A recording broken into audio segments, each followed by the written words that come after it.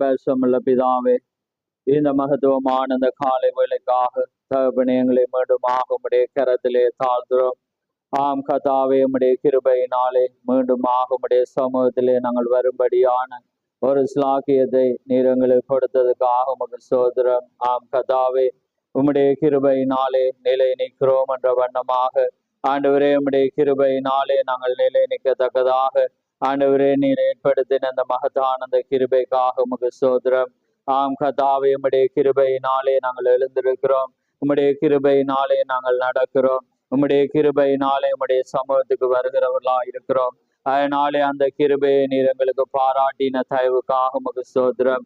ஆம் கதாவே, நிச்சயமாக உம்முடைய சமூகத்துக்கு வர்ற ஒவ்வொருவரையும் நீர் காண்கிற தேவனாயிருக்கிறீர். அதனாலே நிச்சயமாக ஆண்டவரே தாகத்தோடு வாஞ்சியோடு உண்மையோடு ஆண்டவரே பிரச்சனைகளோடு தேவைகளோடு வர்ற ஒவ்வொருவரையும் நீர் காண்கிற தேவனாயிருக்கிறீர். ஆம் கதாவே, எங்களுடைய இருதயம் எந்த வண்ணமாக இருக்கிறது என்பதை ஆராய்ந்து அறிகிற தேவன் நீராயிருக்கிறீர். அதனாலே நிச்சயமாக நொறுங்குண்டதுமான அந்த ஆண்டவரே இருதயத்தை நீர் எதிர்பார்க்கிற தேவன். இந்த அப்படியான இந்த நேரத்திலே அந்த வண்ணமான இருதயத்தோடு கதாவே உம்முடைய சத்தத்தை கேட்கும்படியாக ஆவலோடு இருக்கிற ஒவ்வொரு பிள்ளைகளே நீர் காண்கிற தேவன். நிச்சயமாக கத்தர் என்னோடு பேச வேண்டும், என்னோடு இடைப்பட வேண்டும், என்னை மாற்ற வேண்டும், என்னோடு அங்கே நடக்க வேண்டும் என்ற அந்த இருதயத்தை நீர் காண்கிற தேவன். அதனாலே அன்றைக்கு நீ நேற்றும் இன்றும் மாறாத தேவன். அன்றைக்கு எந்த வண்ணமாக அப்படிப்பட்டதான ஆண்டவரே அந்த வாஞ்சையிலோடு இருந்த பிள்ளைகளை தேடி போன தேவன், அதே வண்ணமாக இந்த நாளிலும் நீர் தேடி வந்த தேவன். இந்த வேளையிலே நீர் அந்த வண்ணமாக நீர் ஒவ்வொருவோடு நீர் பேசுகிற தேவன். அப்படிப்பட்டதான அந்த இருதயத்தோடு அந்த வாஞ்சியோடு இருக்கிற ஒவ்வொரு பிள்ளைகளை நீர் அறிந்த தேவன். அதனாலே நிச்சயமாக உம்முடைய சத்தத்தை கேட்கத்தக்கதான ஆண்டவரே அந்த கிருபையை நீ நிச்சயம் கொடுத்து கதாவே இந்த இடத்தை விட்டு கடந்து போகும்போது ஒரு பலத்தோடு ஆண்டவரே ஒரு தைரியத்தோடு ஒரு முழு நிச்சயத்தோடு கதாவை கடந்து செல்ல நீ செய்ய போற அந்த கிருபைக்காக உமக்கு சோதரம். ஆண்டவரே, இந்த நேரத்திலே பேச போற வார்த்தை, திறக்க போற வார்த்தை யாவே நீர் ஆசீர்வதித்து கதாவே எங்களுடைய நோக்கம் அல்ல, எங்களுடைய சிந்தை அல்ல ஆண்டவரே, நீர் பரத்திலிருந்து கொண்டு வர்ற அந்த மன்னாவை, அந்த மறைவான மன்னாவை நாங்கள் புசிக்க கதாவே நாங்கள் இரத்தத்தோடு காத்திருக்க நீர் கிருபை செய்யும். தருமையான நேரத்திலே கதாவே பேசுற உதடுகளையும் கேட்கிற செவிகளையும் நீர் ஆசீர்வதியும். யாவை உம்முடைய கரத்தில் ஒப்பு கொடுக்கிறோம். வார்த்தை ஆசீர்வதியும். வந்த ஒவ்வொரு பிள்ளைகளையும் ஆசீர்வதியும். தடைப்பட்ட ஒவ்வொரு பிள்ளைகளோடு உம்முடைய இரக்கம் கூட இருக்கட்டும். அவர்கள் உம்முடைய சமூகத்தை வாஞ்சிக்கத்தக்கதான அந்த இருதயத்தை நீர் கொடுத்து கதாவே அந்த வாஞ்சைகளையும் இருதயத்தின் தாகங்களையும் விசுவாசத்தை துவக்கிறவரும் முடிக்கிறவரும் நீராயிருக்கிறபடினால் அந்த வண்ணமாக நீர் ஒவ்வொருவருக்கும் அந்த கிருபையை கொடுத்து கதாவே இந்த உலகத்தின் விளிம்பிலேயும் உலகத்தின் ஆண்டவரே முடிவிலேயும் நாங்கள் இருக்கிறோம். அதனாலே அந்த முடிவுக்குள்ளாக ஒவ்வொருவரும் உடைய நாமத்துக்குள்ளாக வந்து அந்த பாதுகாப்பை பெற்றுக்கொள்ள நீர் கிருபை செய்யும். இந்த வேளை ஆசீர்வதியும். வந்த ஒவ்வொரு பிள்ளைகளையும் ஆசீர்வதியும். யாவையும் உடைய கரத்திலே தாழ்த்தி இயேசு கிறிஸ்து நாமத்தில் கேட்கிறோம்.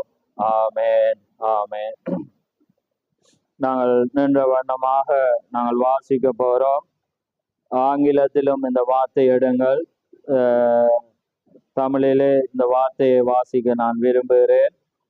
சிங்களத்திலும் ஆங்கிலத்திலும் ஆயத்தமாக இருங்கள். 1 கொரிந்தியர் 14ஆம் அதிகாரம், அதிலே 7 நான் 12 மட்டும் நான் வாசிக்கிறேன். ஆங்கிலத்துல நீங்க அதுல 8, 9 மட்டும் வாசிங்க. அது டிரான்ஸ்லேட்டர்ல ஒரு காரியம் ஒன்று இருக்கிறபடினாலதான் அந்த வசனம். 8, 9 ஆங்கிலத்துல வாசிங்க. சிங்களத்துல நீங்க 7 12 மட்டும் வாசிக்கலாம். நான் தமிழ்ல நான் வாசிக்கிறேன், யாவரும் எடுத்துக்கொள்ளுங்கள். அப்படியே புல்லாங்குழல், சுரமண்டலம் முதலாகிய சத்தமிடுகிற உயிரில்லாத வாத்தியங்கள் தொனிகளிலே வித்தியாசம் காட்டாவிட்டால் குழலாலே ஊதப்படுகிறது, சுரமண்டலத்தாலே வாசிக்கப்படுகிறதும் இன்னதென்று எப்படி தெரியும்? ஆமென். அந்தபடி எக்காலமும் விளங்கா சத்தமிட்டால் எவன் யுத்தத்துக்கு ஆயத்தம் பண்ணுவான்? அதுபோல நீங்களும் தெளிவான பேச்சை நாவினால் வசனியாவிட்டால் பேசப்பட்டது இன்னதென்று எப்படி தெரியும்? ஆகாயத்தில் பேசுகிறவளாய் இருப்பீர்களே. உலகத்திலே எத்தனையோ விதமான பாஷைகள் உண்டாயிருக்கிறது, அவைகளில் ஒன்றும் அர்த்தமில்லாதது அல்ல. ஆயினும் பாஷையின் கருத்தை நான் அறியாமல் இருந்தால் பேசுறவனுக்கு அந்நியனாயிருப்பேன், பேசுறவனும் எனக்கு அந்நியனாயிருப்பான். நீங்களும் ஆவிக்குரிய வரங்களை நாடுகிறவர்கள் ஆனபடியால் சபைக்கு பக்தி விருத்தி உண்டாகத்தக்கதாக அவைகளில் தேறும்படி நாடுங்கள்.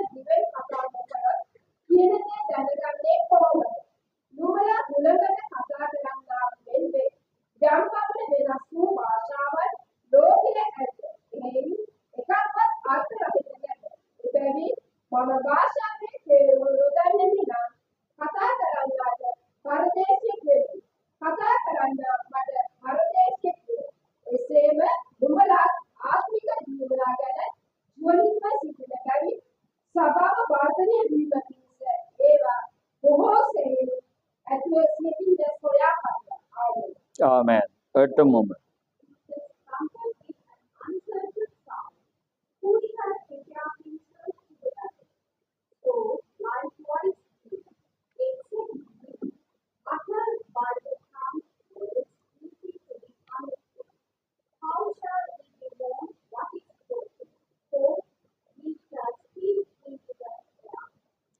Amen. Right. யாவரும் அமர்ந்திருங்கள்.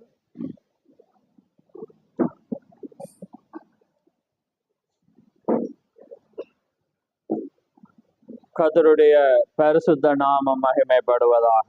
ஆமென். தர்மையான நாளிலே தேவன் அதிசயமான தேவன், அதிசயமாக உங்களை வழி நடத்தினதுக்காக தேவனுக்கு நான் நன்றி செலுத்துகிறேன்.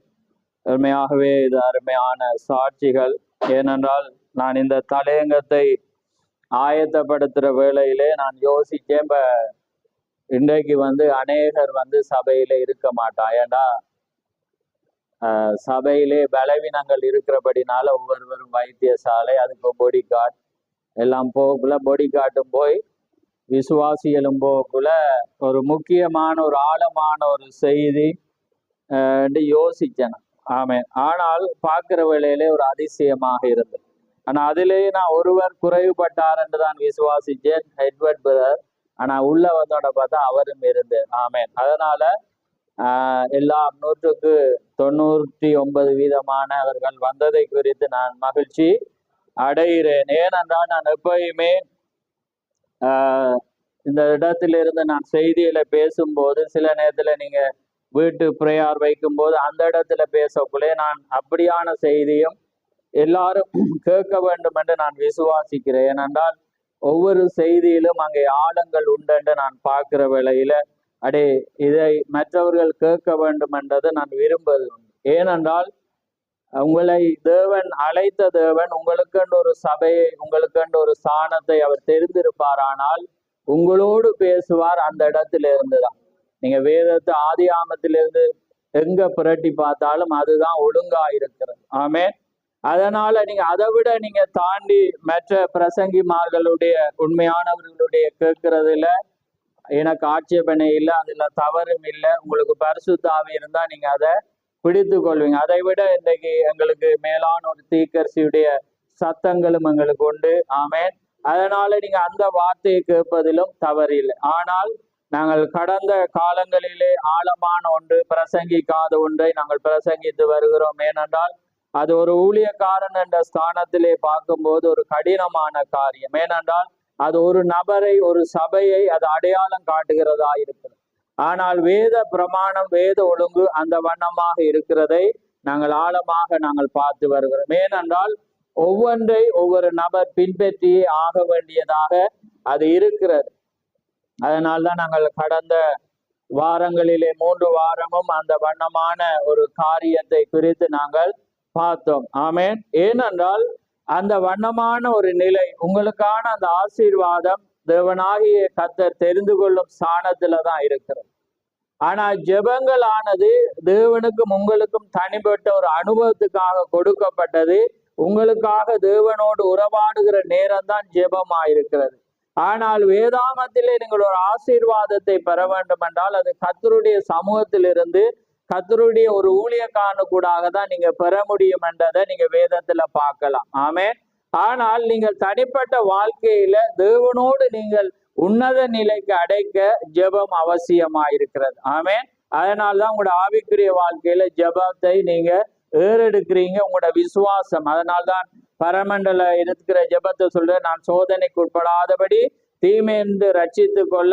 அதே போல நாங்க இயேசு கிறிஸ்து சொன்னார், என்ன, உங்களுடைய விசுவாசம் ஒளிந்து போகாத பண்ணி அப்படி ஜெபியுங்க. ஏனென்றால் அதுக்காக ஜெபிப்பதினாலே சோதனை வராதுன்ற அர்த்தம் இல்ல. அந்த சோதனை வரும். அந்த சோதனையை தேவனுடைய வார்த்தையினால ஜெயிக்க, நீங்க பயப்படாம ஜெயிக்க வந்துதான் நீங்க ஜெபிக்கும்.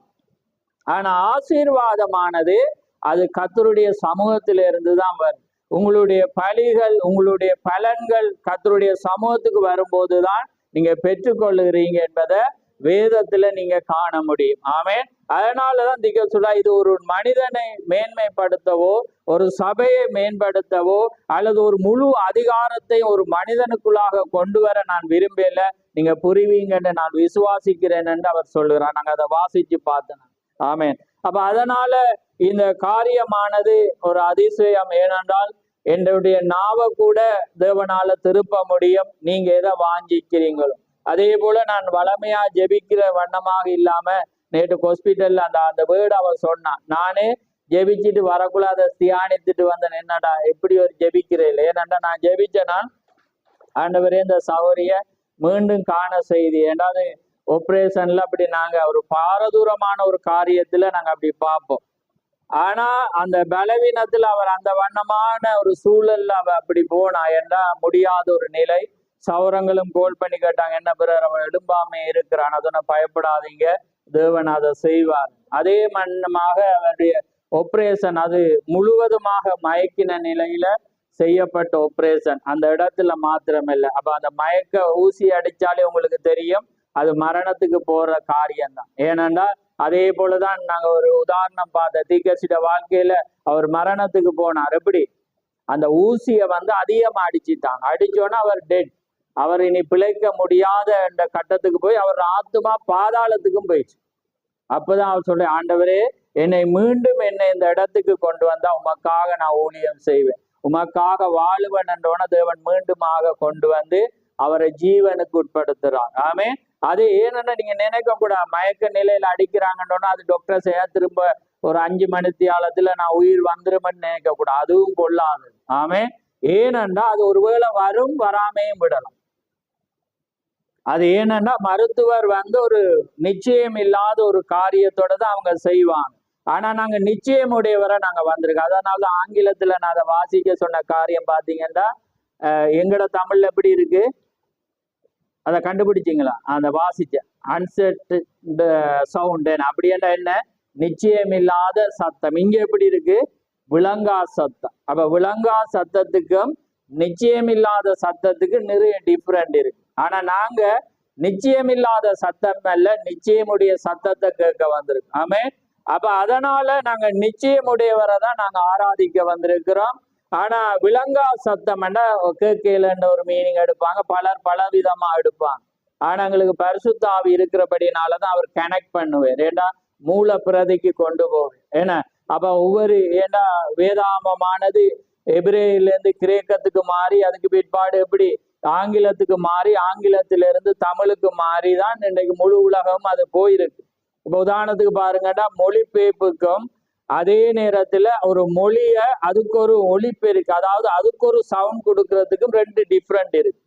மொழிபெயர்ப்பு என்பது வந்து அந்த மொழியை அப்படியே டிரான்ஸ்லேட் பண்ற. இப்ப எனக்கு பக்கத்துல ஒரு டிரான்ஸ்லேட்டர் இருந்தா அவர் நான் என்னத்தை இருமினா அவரும் இருமும். ஆனா நிறைய பேர் அதுல தவறு விடுவாங்க. என்னன்னா தேவன் வாயை தடுமாறி சொன்னதை அவங்க சொல்லுவோம்.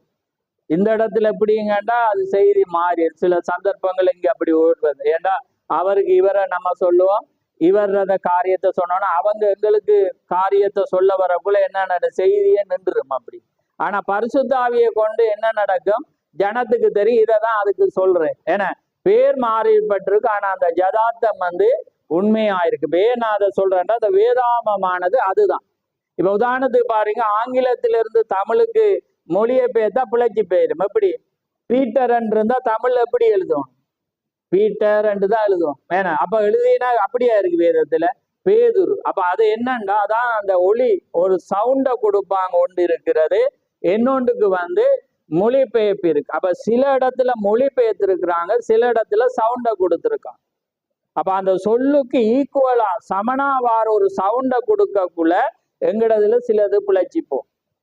ஆனா அதுக்காக நீங்க யோசிக்க தேவையில்லை. இங்க பரிசுத்த ஆவியானவர் இருக்கிறபடினால் அவர் சகல சத்தியத்துக்குள்ளும் அவர் வழி நடத்து வைத்தவர் எங்களுக்குள்ள தவறினது இல்லை. ஏனென்றா தேவன் அதை வழி நடத்துறபடினால். அதனால இன்னைக்கு அநேகர் பிரசங்கித்தா நான் ஏன் அநேகருடைய கேட்கலன்னா பேசினா நான் கேட்ட நான் அதை தவறு பிடிப்பேன். ஏன்னா அந்த ஒரு அது தேவனுடைய கிருபை என்று சொல்லணும். அதனாலதான் நான் அதை இன்னொருவருடைய குறையை நம்ம பார்க்க கூடாதுதான் நாங்க அதை பார்க்கிறேன். ஆனா ஒரு மனிதனுக்குள்ள ஒரு ஊழியத்துக்குள்ள பரிசுத்த ஆவி இருந்தா செய்தி தவறாது. ஏண்டா பேசுறது நீங்கள் அல்ல, தேவனே பேசுறவர். அதுதான் அந்த நிச்சயமானதுக்கும் நிச்சயம் இல்லாததுக்கும் அந்த சின்ன வித்தியாசம். அந்த சின்ன வித்தியாசத்தை காண செய்யறவர் பரிசுத்த ஆவியான். ஏண்டா 100% சரியா இருக்கும். ஒன்றுதான் பிசாசு என்ன செய்வான், ஒன்றுலதான் விஷயம் இருக்கு. டேனே வந்து ஒன்றுலதான் இருக்கு. அதனாலதான் ஆக சொல்ற முக்காசி அதுல இருந்து ஒன்றுல நாங்களுக்கு இப்படி அடிச்சு விட்டுரும். அப்ப அவசரம் இல்லையே பேசின எல்லாமே சரியாயிரும். ஆனா நீ டிமிக்கி அடிச்ச நேரத்துல அங்க வந்துட்டு அது அந்த டிமிக்கி வந்த நேரத்துல வஞ்சிக்கிறவனுக்கு அது வந்துருக்கு. அப்ப நீ வந்து அதை என்ன செய்ய மாட்டா, கேட்டிருக்க. அப்ப ஆனா தேவனுடைய காரியங்கள் வந்து சரியாக இருக்கு. ஆமேன். அப்ப அதனால வந்து தேவனுடைய காரியத்தினால பாருங்க, நேற்று நாங்க சாயங்காலத்துல பாக்குற அவர் மயக்கினில இன்றைக்கு காலையில கோல் வரக்குள்ள நான் சந்தோஷப்பட்டேன். ஆமேன். அதனால நிச்சயமாக அதே போல ஏறனை குறித்து நான் சிந்திச்சேன். ஏன்னா அவங்க நினைக்க வியாழன் நான் வெள்ளி போனவன் போனா அது நிச்சயமா அட்மிட் பண்ண அது சாத்தியக்கூறே இல்லை. ஆனா அவ வெள்ளிக்கிழமை அடிக்கிறா, நாங்க வந்துட்டு இருக்கிறோம் மண்டக்குள்ள ஒரு டக்குன்னு ஒரு சார். ஆனா இங்க வெள்ளி ஒரு ஆள் அட்மிட் ஆறு. அப்போ என்னடா என்ற ஒரு காரியம் வந்து எனக்கு வந்து, ஏன்னாண்டா தேவனுடைய ஒரு காரியம் வந்து எல்லாரும் கேட்கணும். நான் எப்பயுமே வந்து சபைக்கு வராத யாரோடைய நான் எதிரி தான். நான் அடிக்கடி சொல்றேன்னா சபைக்கு வரல நீங்க சொல்லாம நின்றீங்கன்னா நான் வந்து விசாரிக்க மாட்டேன். நான் உங்களுக்கு எப்படியோ எல்லாம் ஒரு வினோதமான வசனம் எல்லாம் மொழி நடை எல்லாம் போட்டு நான் சொல்லி இருக்கிறேன். ஏன்னாண்டா அது வந்து காரியம். ஏன்னாண்டா ஒரு பரிசுத்த ஆவி தேவனால பிறந்த மனிதன் என்ன காரியமா இருந்தாலும் அன்றைக்கு தேவனை ஆராதிக்க வந்தே ஆக வேண்டும். ஏண்டா அது அவருக்குரிய நாள். நீ அவரை வஞ்சிக்கவே முடியாது. அது தேவனுக்குரிய நாளாயிருக்கிறது. அதை நீ வேலைக்காகவோ குடும்பத்துக்காகவோ வியாதிக்காகவோ நீ செய்யவே முடியாது. அந்த நாளை விட்டுதான் நீ வேறொரு தீர்மானத்தை எடுக்கணும். ஒரு ஆபரேஷனுக்கு போறதோ ஒரு காரியத்துக்கு போறதோ அதெல்லாம் நாங்க ஒழுங்குபடுத்தணும். நான் இப்படி போனா இப்படி வரும், நான் இந்த சந்தர்ப்புக்கு போனா எனக்கு ஞாயிறு வரையலாம போகும். எல்லாமே நீங்க செய்தி ஆயத்தப்படுத்தினா கர்த்தர் உங்களுக்கு உதவி செய்யும். அததான் பார்ப்பேர் அவர். அதுதான் நீங்க தேவனுக்குள்ளாக வந்திருக்கிறீங்க, தேவனுடைய காரியத்துல நீங்க இருக்கிறீங்க என்பதை அந்த நிச்சயத்தை நீங்க அப்பதான் நீங்க என்ன செய்யலாம், நீங்க காணலாம். அப்படி இல்லாத பட்சத்துல நீங்க தேவனுடைய காரியத்துக்குள்ள இன்னுமே வரையில என்பது தேவனுடைய காரியம். ஏனென்றா தேவனுடைய காரியம் வந்து தேவன் வந்து தொழுகைக்குரியவர், அவரை தொழுது கொள்ள வேண்டும். அந்த 7 நாள் வேலை நாளாக்கி 7வது நாள ஓய்ந்திருக்கவர் பண்ணினார். அதுல யாதொரு வேலையும் செய்யக்கூடாது தேவனுடைய நித்திய கட்டளையா இருக்கிறது. இன்னைக்கு 7ஆம் நாள் சனிக்கிழமை, ஆனா நாங்க வாரத்தின் முதலாம் நாள் வந்திருக்கிறோம். அதுவும் வெளிப்பாடு என்ன, அதுக்காக நான் இலங்கை தேசத்துல பிறந்ததுக்காக நான் அதிக சந்தோஷம் அடைவேன். ஏனென்றா அந்த வாரத்தின் முதலாம் நாள் ஞாயிற்றுக்கிழமை 8ஆம் நாள் அவர் உயிரோடு இருந்த நாள். அதனாலதான் அந்த உயிரோடு எழுந்த தேவனை நாங்க ஆராதிக்க வாரோம். அவர் உண்டென்றும் தம்மை தேடுறவருக்கு அவர் பலன் அளிக்கிறார். நிச்சயத்தோடு நாங்க நான் நிச்சயம் இல்லாதவனாய் ஓடேன் என்று பவுல் சொல்றான். நாங்க எந்த காரியத்திலும் ஒரு நிச்சயம் உள்ளவளாக இருக்கோம். நிச்சயம் இல்லாதவளாக இருந்தா நாங்க எதையுமே அவரிடத்துல நாங்க பெறவே முடியாது. ரைட், நாங்க இப்ப செய்திக்கு நாங்க கடந்து போறோம் பாருங்க. இன்னைக்கு நான் அங்கே கொடுக்க போற செய்தியினுடைய தலையங்கம் பிரதிஷ்டை செய்யப்பட்ட வாழ்க்கையும் மாற்றப்படாத வாழ்க்கை. பிரதிஷ்டை செய்யப்பட்ட வாழ்க்கையும் மாற்றப்படாத வாழ்க்கை. இன்னைக்கு பிரதிஷ்டை செய்யப்பட்ட வாழ்க்கை எப்படி இருக்கும், மாற்றப்படாத வாழ்க்கை எப்படி இருக்கும் என்பதை இந்த இடத்துல காண போறோம். அதனால ஒரு ஆழமான காரியம், கவனமா நீங்க ஆழமா இருந்தாதான் என்னால பேசலாம். ஆனா நான் ஆழமானதை எடுத்து வந்திருக்கிறேன். சில நேரத்துல இது என்னோட ஆழமண்டர் ஒன்றுமே இல்லைன்ட்டு நீங்க போகவும் கூடும். ஏனென்றா அது உங்களுக்கு, ஏன்னா உங்களுக்காக தான் நான் பேசுவேன். நீங்க அந்த டேலண்ட்ல அந்த காரியத்துல இருந்தா தேவன் பேசுவேன். ஏன்னா அன்னைக்கு தீக்கர் சொல்றா, மோசே ஆயத்தமா இருந்தானா, ஜனம் ஆயத்தம். அப்ப அதனால விடுவிக்கலாம். அப்ப அதுக்காக 40 வருஷம் சென்றிச்சான். அவனை விடுவிக்க கொண்டு வந்துட்டு ஜனம் ஆயத்தம் இல்லை. அப்ப ஜனம் ஆயத்தம் இல்லாததால இவ்வளவு காலம் தள்ளி போகுது பாருங்க. 40 வருஷம் தள்ளு. தேவன் இடையில அவன் ஒரு தவறு விட்டு ஓட அனுப்பி அங்க அவரையும் அவனை என்ன செய்யறேன், பயிற்றுவிக்கிற. அவனும் தேவனோடு தனித்து வரக்குள்ள அவனும் பலன் இல்லாட்டி அவனுடைய காரியம் என்ன, ஒரு இராணுவ பலத்தை நம்பினான். ஆனா தேவன் தன்னுடைய பலத்தை நம்ப மட்டும் அவன் என்ன செய்தாரா, உடமிட்டார். ஆமேன். அப்ப பாருங்க, ஒரு பிரதிஷ்டை பண்ணப்பட்ட வாழ்க்கை, அந்த வாழ்க்கை இல்லாட்டி நாங்க தேவனுக்குள்ளாக மற்றவங்களை மாறி நாங்க ஓடையலாம். ஏன்னா மற்றவங்களை மாறி தேவன் உங்களை அழைக்க. நீங்க வேறு பெற்றவங்க. சபை என்றா என்ன அர்த்தம்? பிரித்தெடுக்கப்பட்டவங்க, வெளியே அழைக்கப்பட்டவங்க. அப்ப நசரேயன் என்றா என்ன, அழைக்கப்பட்டவர்கள். அவனும் ஒரு கர்த்தருடைய சேவைக்காக பிரித்தெடுக்கப்பட்டவன். அப்ப பிரதிஷ்டை என்றா என்ன அர்த்தம்? கர்த்தருக்காக ஒப்பு கொடுத்த. இப்ப எல்லாம் பாத்தீங்கன்னா தங்கச்சி அக்கா மாதிரி இருப்பாங்க. என்ன, எல்லாமே கிட்ட கிட்ட கொண்டுதானே கொண்டு வர. அதே மாதிரிதான் பிரதிஷ்டை என்றா என்ன, நாங்க பிள்ளைகளை 31வது நாளே கொண்டு நாங்க ஒப்பு கொடுக்கிறோம். என்னண்டா, ஆண்டவரே நீர் கொடுத்து நான் உமைக்கே கொடுக்க. அப்படியா செய்யறோம். அந்த படிக்கிற காலம் எல்லாம் நீர் கொடுத்தீர், ஒரு கொஞ்ச நாள் நான் கொஞ்சம் உலகத்துல நாங்க ஓடுறோம். ஏன்னா கிளாஸுக்கு போகணும், அதனால அப்படி. ஆனா ஒப்பு கொடுத்தலன்னா என்ன, ஆண்டவரே இது உமக்கே உரியது, உமக்காக நான் வளர்ப்பேன். அதான் பிரதிஷ்டை. அதாலதான் நீங்க பாருங்க, பிரதிஷ்டை என்று வந்தா ஊழியக்காரர் கேட்பாங்க, அப்பாவுக்கு தெரியுமா, அம்மாவுக்கு தெரியும். ஏண்டா அது நாளைக்கு அப்பா குறுக்கிடக்கூடாது. இல்ல இது கர்த்தருக்காக ஒப்பு கொடுத்தா ஞாயிறு வராம இருக்கேலா என்று சொல்ல, அப்பா சொல்ல எனக்கு தெரியும், நீ என்னன்னு செய்தான். ஏண்டா அப்பா ரத்தப்படி எங்க மாறிடும், அப்பாவுக்கு மாறிடும். ஏன்னா சும்மா அவரை தெரியாதவரை கொண்டு மாட்டி விடுவான். ஏன்னா வேதம் அப்படிதான் சொல்லுது. அப்ப அதனால மாட்டி கொடுக்க கூடாதுக்காக தான் வேதம் என்ன சொல்லுதுன்றா, நீங்க ஆமேன்னு சொன்னதான் கொஞ்சம் நல்லா பேசுவேன் சத்தமா, இல்லாட்டி கஷ்டம். ஆனா இந்த சவுண்ட் நிறைய வார என் ஆக்கள் மௌனமா, மரித்தவர்களும் மௌனத்தில் இறங்குறரும் கர்த்தரை துதியார்கள், நாங்களோ இது முதல் கர்த்தரை என்றென்றைக்கும் துதிப்போம். அப்ப சத்தம் ஆமேன் வர வரதான் என்ன செய்யும், நித்திரை கனநித்திரை எல்லாம் போய் உங்களுக்குள்ள ஒரு பலம் வரும். ஏன்னா அப்ப நீங்க சொல்லதான் நான் என்ன ஏறுமண்டுவாங்க உங்களோட நடைமுறையில். அப்ப அது எனக்கு ஏறணுமெண்டா நீங்க என்ன உங்களோட விட ஆமேனை விட நான் சத்தமா பேச வெளிக்கிடக்குள்ள அது ஒரு ஆசீர்வாதம். அப்ப பாருங்க, அந்த பிரதிஷ்டை பண்ணப்பட்ட வாழ்க்கையும் பிரதிஷ்டை, அதாவது எப்படி எடுத்தனா மாற்றப்படாத ஒரு வாழ்க்கை. அப்ப பாருங்க, நீங்க உலகத்தை போல நீங்க இருக்கலாம்.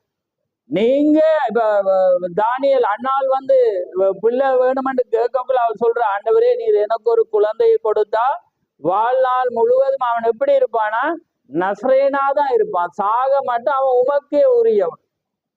இங்க சிம்சோனை பார்க்கக்குள்ள பாத்தீங்கன்னா என்ன, அவ மனோவாவுடைய மனைவி என்ன சொல்றா, மனைவியுடைய இவங்களோட ஜெபத்தை கேட்டு கர்த்தருடைய தூதனானோ இறங்கிவாரு அவருடைய மனைவியை சந்திக்க. அவர் சொல்றேன், உனக்கு ஒரு புள்ள பிறக்க போறான், அப்ப நீ என்ன செய்யக்கூடாதான், திராட்சரசமோ மதுவோ தீட்டானதோ எதை நீ புசிக்க கூடாது.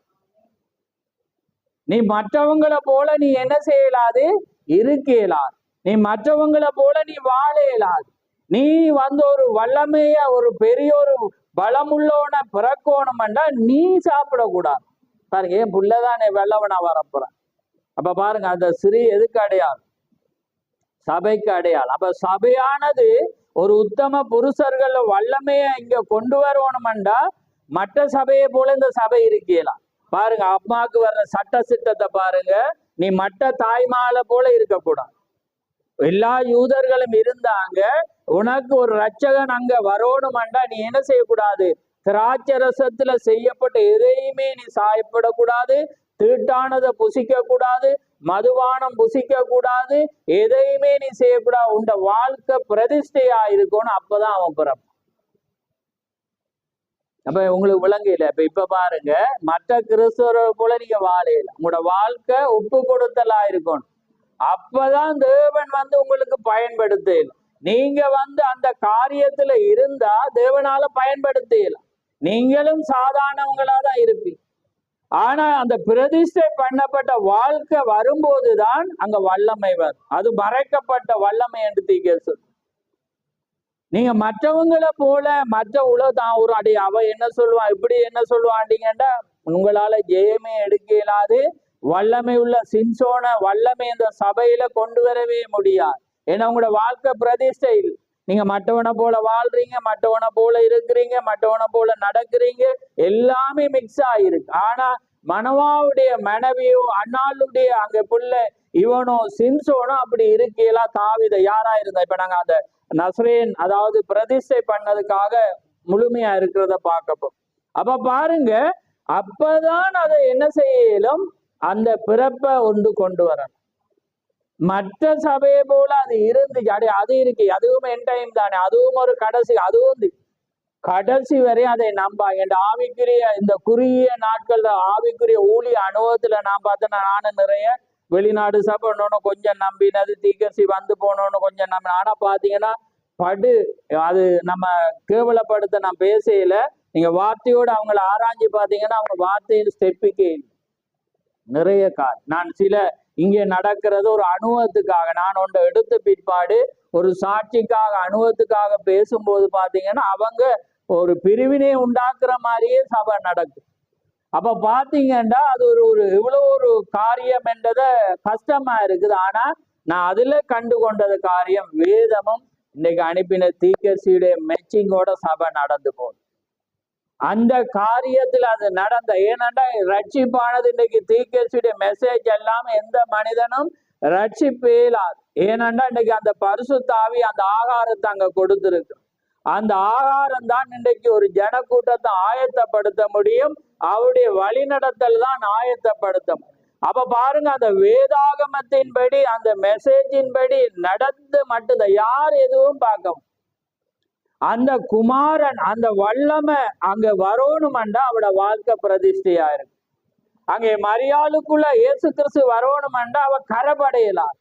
அவ ஒரு இயேசு கிறிஸ்துவ பிறப்பிக்கணும்டா அவ கண்ணியாதான் இருக்கும். அவ கரைபடவே இல்லாது, எந்த கரையும் இருக்க இயலாது. மற்றவங்க அருகில இருக்கிறவங்க இப்படி ஏன் ஆண்டவர் என்று கேட்கவே இல்லை. உன்னுடைய வாழ்க்கை மற்றவனை போல இல்லாம ஆவிக்குரிய காரியமா இருக்குமானா மட்டும்தான் நீ உன்னால ஜெயத்தை பெறு. அதுதான் அங்க கொண்டு வரும். அப்ப பாருங்க, அவள் அப்படியே வாழுகிற வேளையில அங்க யார் வாரான், சிம்சோன் வா.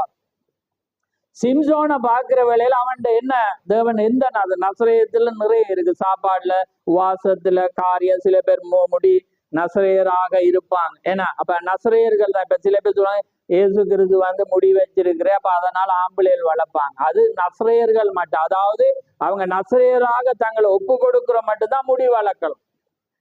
அவன் அதே மாதிரி அவன் இருப்பானண்டா அப்புறம் அவன் அரைக்காய்ச்சிட்டு அடிச்சுட்டு என்ன பொண்டிங் வச்சுட்டு அதை வச்சுட்டு இதை வச்சுட்டு முடிய வளர்த்துட்டு அங்க அது இங்க வேதத்துல இருக்குன்ற. நீ நசரேனா இருந்தா நீ வளர்ப்பா, அதுக்கும் எங்களுக்கும் சம்பந்தம் இல்லை. நீ நசரேனா இருந்து உண்மையா இருந்து மதுபானம் தேடி பியரு போத்தலே சாராயத்தை அடிச்சுட்டு இங்க மதுபானம் திராட்சை ரசத்துல செஞ்சதே நீ சாப்பிடக்கூடாது.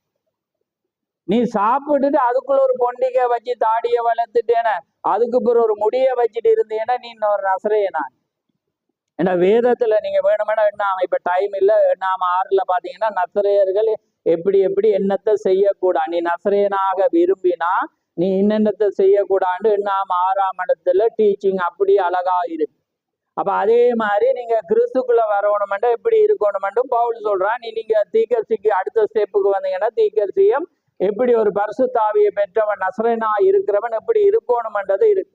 அவன் மற்றவன் அவன் டிஃப்ரெண்ட், அவன் வித்தியாசமானவன். ஆனா பாருங்க தீர்க்க சொல்றேன், அவன் சிம்சோன் அவன் நசரேயன் முடி வச்சிருக்கிறான். ஆனா நம்மளை போல நித்திர கொள்ளுவான், நம்மளை போல சோம்பேறி, நம்மளை போல நடப்பான், நம்மளை போல சாப்பிடுவான், நம்மளை போல குளிப்பான், எல்லாம் செய்வான்.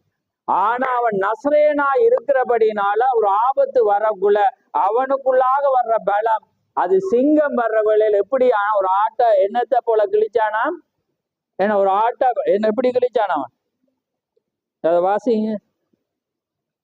ஆட்டை போலதானே அந்த அங்காலயம் தாவீதும் கிழிக்கிறான். நம்ம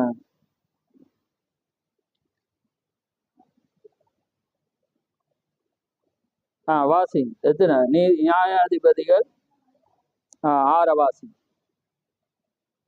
அப்பொழுது கர்த்தருடைய ஆவி அவன் மேல் பலமாய் இறங்கினதினால் அவன் தன் கையில் ஒன்றும் இல்லாதிருந்தும் அதை ஒரு ஆட்டுக்குட்டியை பிடித்து போடுகிறது போல் பிடித்து போட்டான். ஆமென். பாருங்க, அவன் கையில ஒன்றுமே இல்லை. ஆனா இப்ப உங்களோட மாதிரிதான் அவன் நடந்து போறான். உங்களை போலதான் அவன் என்ன செய்யறான், சாதாரணமா போறான். ஆனா அவனுக்குள்ள அந்த ஒரு எதிரி தாக்க வரக்குள்ள அவனுக்குள்ளால அந்த நசரேய அந்த பிரதிஷ்டையானது ஒரு வல்லமையை கொண்டு வருது. ஆனா அதான் தீர்க்க சொல்ற மறைந்திருக்கும் வல்லமை. ஆமே. அப்ப அதே போலதான் நீங்க உலகத்துல நடப்பீங்க. உலக ஆக்களை போல நீங்க என்ன செய்வீங்க, எங்கேயாவது போனா பக்கத்துல குந்திருப்ப, உங்களை விட சரீரத்தை பார்த்தா உங்களை பார்த்தா ஒன்றுமே இல்லை, இவனா ஒன்று இருக்கு. ஆனா அந்த நசரேய விரதமானது என்ன செய்யுமெண்டா, ஆபத்து வர்ற வேளையில சிம்பிளா கிளிக்கும். ஆனா மற்றவனுக்கு எங்களுக்கு ஒரு வித்தியாசம் இல்லை. ஆனா அந்த பிரதிஷ்டை செய்யப்பட்ட வாழ்க்கை எப்படியானதையும் கிளிக்கும். அதுக்கு என்ன, அவன் ஒரு நசரேயன். ஆமேன். அவன் மற்றவனை போல இல்லை. அவன் கர்த்தருக்காக தன்னை ஒப்பு கொடுத்தவனாயிரு. அப்ப அதே போலதான் நாங்க ஒரு சாதாரணமானவங்க. நாங்களும் சாலமன் சொல்றான், அவனுக்கு நடக்க போல எனக்கு நடக்க, அவனும் சாரா நானும் சாரா, அவனும் வருத்தப்படுறான் இவனும். ஆனா பாருங்க, தேவண்ட வல்லமை வரக்குள்ள அப்படியே சிம்பிளா உடைப்பான். ஏதாவது வித்தியாசம் இருக்கல, ஜிம்முக்கு போனானா அல்லது கராட்டி பழகினானா அல்லது என்ன ஏதாவது யூடோ பழகினா, எதுவுமே இல்லை. அவன் வாழ்க்கை கத்தருக்காக கத்தர்ற ஓடர்ல வழிநடத்துல இருந்தபடினால அவன் என்ன செய்ய, ஒரு ஆட்டை கிழிக்கிறது போல, சிங்கம் பாருங்க, பால சிங்கம், அது பயங்கர கெச்சிக்கிற சிங்கம் வருது, அப்படியே பிடிச்சி ஒரே கிளி. அப்ப ஏனண்டா அதான் திகழ் சொல்றே, மறைக்கப்பட்ட வல்லம் அவனுக்குள்ள வெளிப்படையா இல்ல. இப்ப சிம்சோனை என்ன செய்வாங்க, பெரிய ராட்சதர் மாதிரி கீறுவாங்க. ஆனா அவன் யாரா, ஒரு குள்ளன் சாதாரணவன். இப்ப தாவீதை பார்த்தா பாத்தீங்கன்னா பெண்மைத்தன்மை உள்ளவன் என்று திகழ் சொல்றேன். அவன் ஒரு சிவந்த மேனி உள்ளவன், ஒரு அழகானவன், ஒரு சிறு பையன். ஆனா என்ன நடந்துச்சு, அவனுக்குள்ளாக அந்த மறைக்கப்பட்ட வல்லமையானது, அந்த பிரதிஷ்டை கர்த்தருக்காக ஒப்பு கொடுக்கப்பட்ட அந்த வாழ்க்கையானது, அது என்ன செய்யறது, அவனை எப்படிப்பட்ட காரியமாக இருந்தாலும் அது என்ன செய்யுமெண்டா, அது எதையுமே ஜெயிக்கும். அப்ப பாருங்க, இன்றைக்கு சபையானது அந்த நிலையில இருக்கா. கர்த்தர்ற வார்த்தையின்படி அவங்க அலங்கரிக்கிறாங்க, கர்த்தர்ற வாழ்க்கையின்படி தங்களோட பிள்ளைகளை வளர்க்குறாங்க, கர்த்தர்ற வார்த்தையின்படி அவங்க நடக்கிறாங்க, எதையுமே இல்லை. அப்ப எப்படி ஜெயிப்பீங்க நீங்க? எப்படி நீங்க உங்களால ஜெயிக்கல? அதான் தனிப்பட்ட அனுபவம். அதனால இன்னொருவர் உங்களுக்கு தேவைப்படுது, இன்னொருடைய விசுவாசம் உங்களுக்கு தேவைப்படுது. ஏனென்றா அந்த ஆசீர்வாதத்தை உங்களால பெறல. ஆனா உங்களோட வாழ்க்கையில பிரதிஷ்டை பண்ணப்பட்ட காரியமா இருந்தா நீங்க உங்களை ஜெயித்து கொள்ளுங்க. அது யாருமே அவசியம் இல்லை. அதான் அந்த பரிசுத்தாவி இருந்தா எதையுமே அவனே எல்லாவற்றையும் ஜெயிப்பான். அது இல்லாதபடினாலதான் இன்னொரு மனிதன் உங்களுக்கு அவசியமாயிருக்கு. அப்ப பாருங்க, அதுதான் அந்த காரியம். அப்ப பாருங்க, அவனுடைய பிரதிஷ்டை பண்ணப்பட்ட வாழ்க்கை பாருங்க. அவன் சிம்சோனை பாத்தீங்கன்னா உங்களோட சேர்ந்து படுக்கிறான்னு பார்த்து அவனும் வடியா தூங்குவான், அவனுக்கும் பசி வரும். ஏன்னா இயேசு கிறிஸ்து எடுத்துக்கொள்ளும், இயேசு கிறிஸ்துக்கு பசி உண்டாயிட்டு ஏன்னா நித்திரன் நல்லா கொரட்டை அடிச்சு படக்குது. ஆனா என்ன நடக்குது, அங்க அவங்க எழும்புறாங்க, ஐயரே நாங்க சாக போறோம், நீங்க என்ன செய்றீங்க, படுத்து இருக்கிறீங்க. அப்ப உடனே என்ன நடக்கும், அவள் எழும்பிட்டு அற்ப விசுவாசிகளை என்றுட்டு காற்றை பார்த்து இறையாதே என்றால் எல்லாம் க்ளோஸ், சாப்டர் க்ளோஸ். ஆனா அவரோட சரீரத்தை பார்த்தீங்கன்னா என்ன இப்படி முறிக்க வேண்டிய சரீரமா இருந்துச்சு. ஆனா இன்னைக்கு காத்து எல்லாரையும் முறிக்குது, வீடெல்லாம் தூக்கி போகுது. ஆனா அந்த பலமுள்ள காத்து அவர் சொல்ற இறையாதே என்ற ஒரு சவுண்ட் தான். அது பெரிய எக்கால சவுண்ட் அல்ல, ஒரு சிம்பிளான ஒரு சவுண்ட், இறையாதே. அதுல எந்த சந்தேகமும் இல்லை. ஏனென்றா சந்தேகம் இல்லாத வாழ்க்கை, அது நிச்சயமுள்ள வாழ்க்கை இருந்தபடினா ஒரே ஒரு வேர்ட் தான், ஒரே வார்த்தையில எல்லாமே சாப்டர் க்ளோஸ். ஏனென்றா அதுதான் காரியம், அதான் நான் சொல்றது. நீங்க மற்றவனை போல வாழையில, நீங்க மற்றவனை போல உடுத்தையில. அவன் பார்க்குறான், அவன்கிட்ட இது படிக்குது, இவன்கிட்ட படிக்குது, அதை செய்யுது, இதை செய்யுது, அவன் போற உலகத்தில் இருக்க வாழதானே தேவன். இதெல்லாம் வச்சு நீ கத்தர்ற காரியத்துல பிரதிஷ்டையா இருந்தோன்னு இதை செய். அவர் தர்றதா வாக்கு கொடுத்து, நீ மூலையில ஒளிஞ்சிருந்தாலும் கூப்பிட்டு தருவான். அதுதான் தானியலுக்கு நடந்தது. தானியல் சாத்திரா பேச அவங்களும் மகா பண்டிதர்மார்கள், அவங்களுக்கு தேடியா போனான். அதெல்லாம் தானா வந்துச்சு. ஏனண்டா அவங்க தேவனுக்கு அவங்கட அந்த அந்த ஷெட்யூல், அதாவது ஒழுங்குமுறையில தடையே இல்லை. அவன் 3 வேளையும் ஜெபிக்கிறான், தடை வருது கணக்கே எடுக்கு. அந்த எங்கட பாசையில சொல்றான்டா, அவன் தானியல் கணக்கே எடுக்கு. அவன் சொல்ற என்ன, வேற இந்த தேவனை தவிர வேற யாரையும் வணங்குறவன் சிங்க கபியில போடப்படுவான். அவன் பலமா மாறி என்ன செய்யறான், அங்க உள்ள போனா மேலறைய மூடினான்.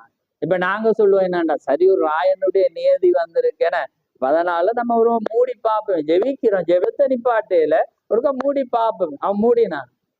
அவன் வந்து எப்படியெல்லாம் கிழக்க வெளிச்சம் உள்ள வர்றதுக்கு சூரியன், கிழக்குல என்ன இருக்கு, ஆலயம் இருக்கு, கிழக்கு வாசல்ல தான் ஜன்னல் வைப்பேன். அதனாலதான் நான் சொல்றேன், ஒரு கிறிஸ்தவன் வீடு கட்டுறான்ட எல்லாமே தேவண்ட வார்த்தையின்படி. அதனால பிறர் இன்னும் சொல்றேன் என சாத்திரம் பார்க்க சொல்றேன்னு சிந்திச்சுறாங்க. ஏன்னா அவன் எப்பயுமே யூதர் என்ன செய்வாங்க, கிழக்க தான் பார்ப்பான். இன்னைக்கு கிழக்க தான் பார்த்தாக்கள் ஏன்னா குட்டி எல்லாம் செய்வாங்க, அது அவங்களோட விடுவோம். அதெல்லாம் இங்க வேதத்துல இருந்து தான் வந்தது. பத பேச போனா அவெல்லாம் பிரமாணம் பண்ணிட்டு இங்க அடிப்படை தெரியாம கிறிஸ்தவங்க குந்தி இருக்கிறாங்க. பரவாயில்ல. ஏன்னா அப்ப பாருங்க, ஏன் அவன் கிழக்க பார்த்துட்டு இருக்கான், கிழக்கு வாசல் வழியா தான் இயேசு கிறிஸ்து வரும். அப்ப அவன் எப்பயுமே கிழக்க பார்த்துட்டு இருக்கும்.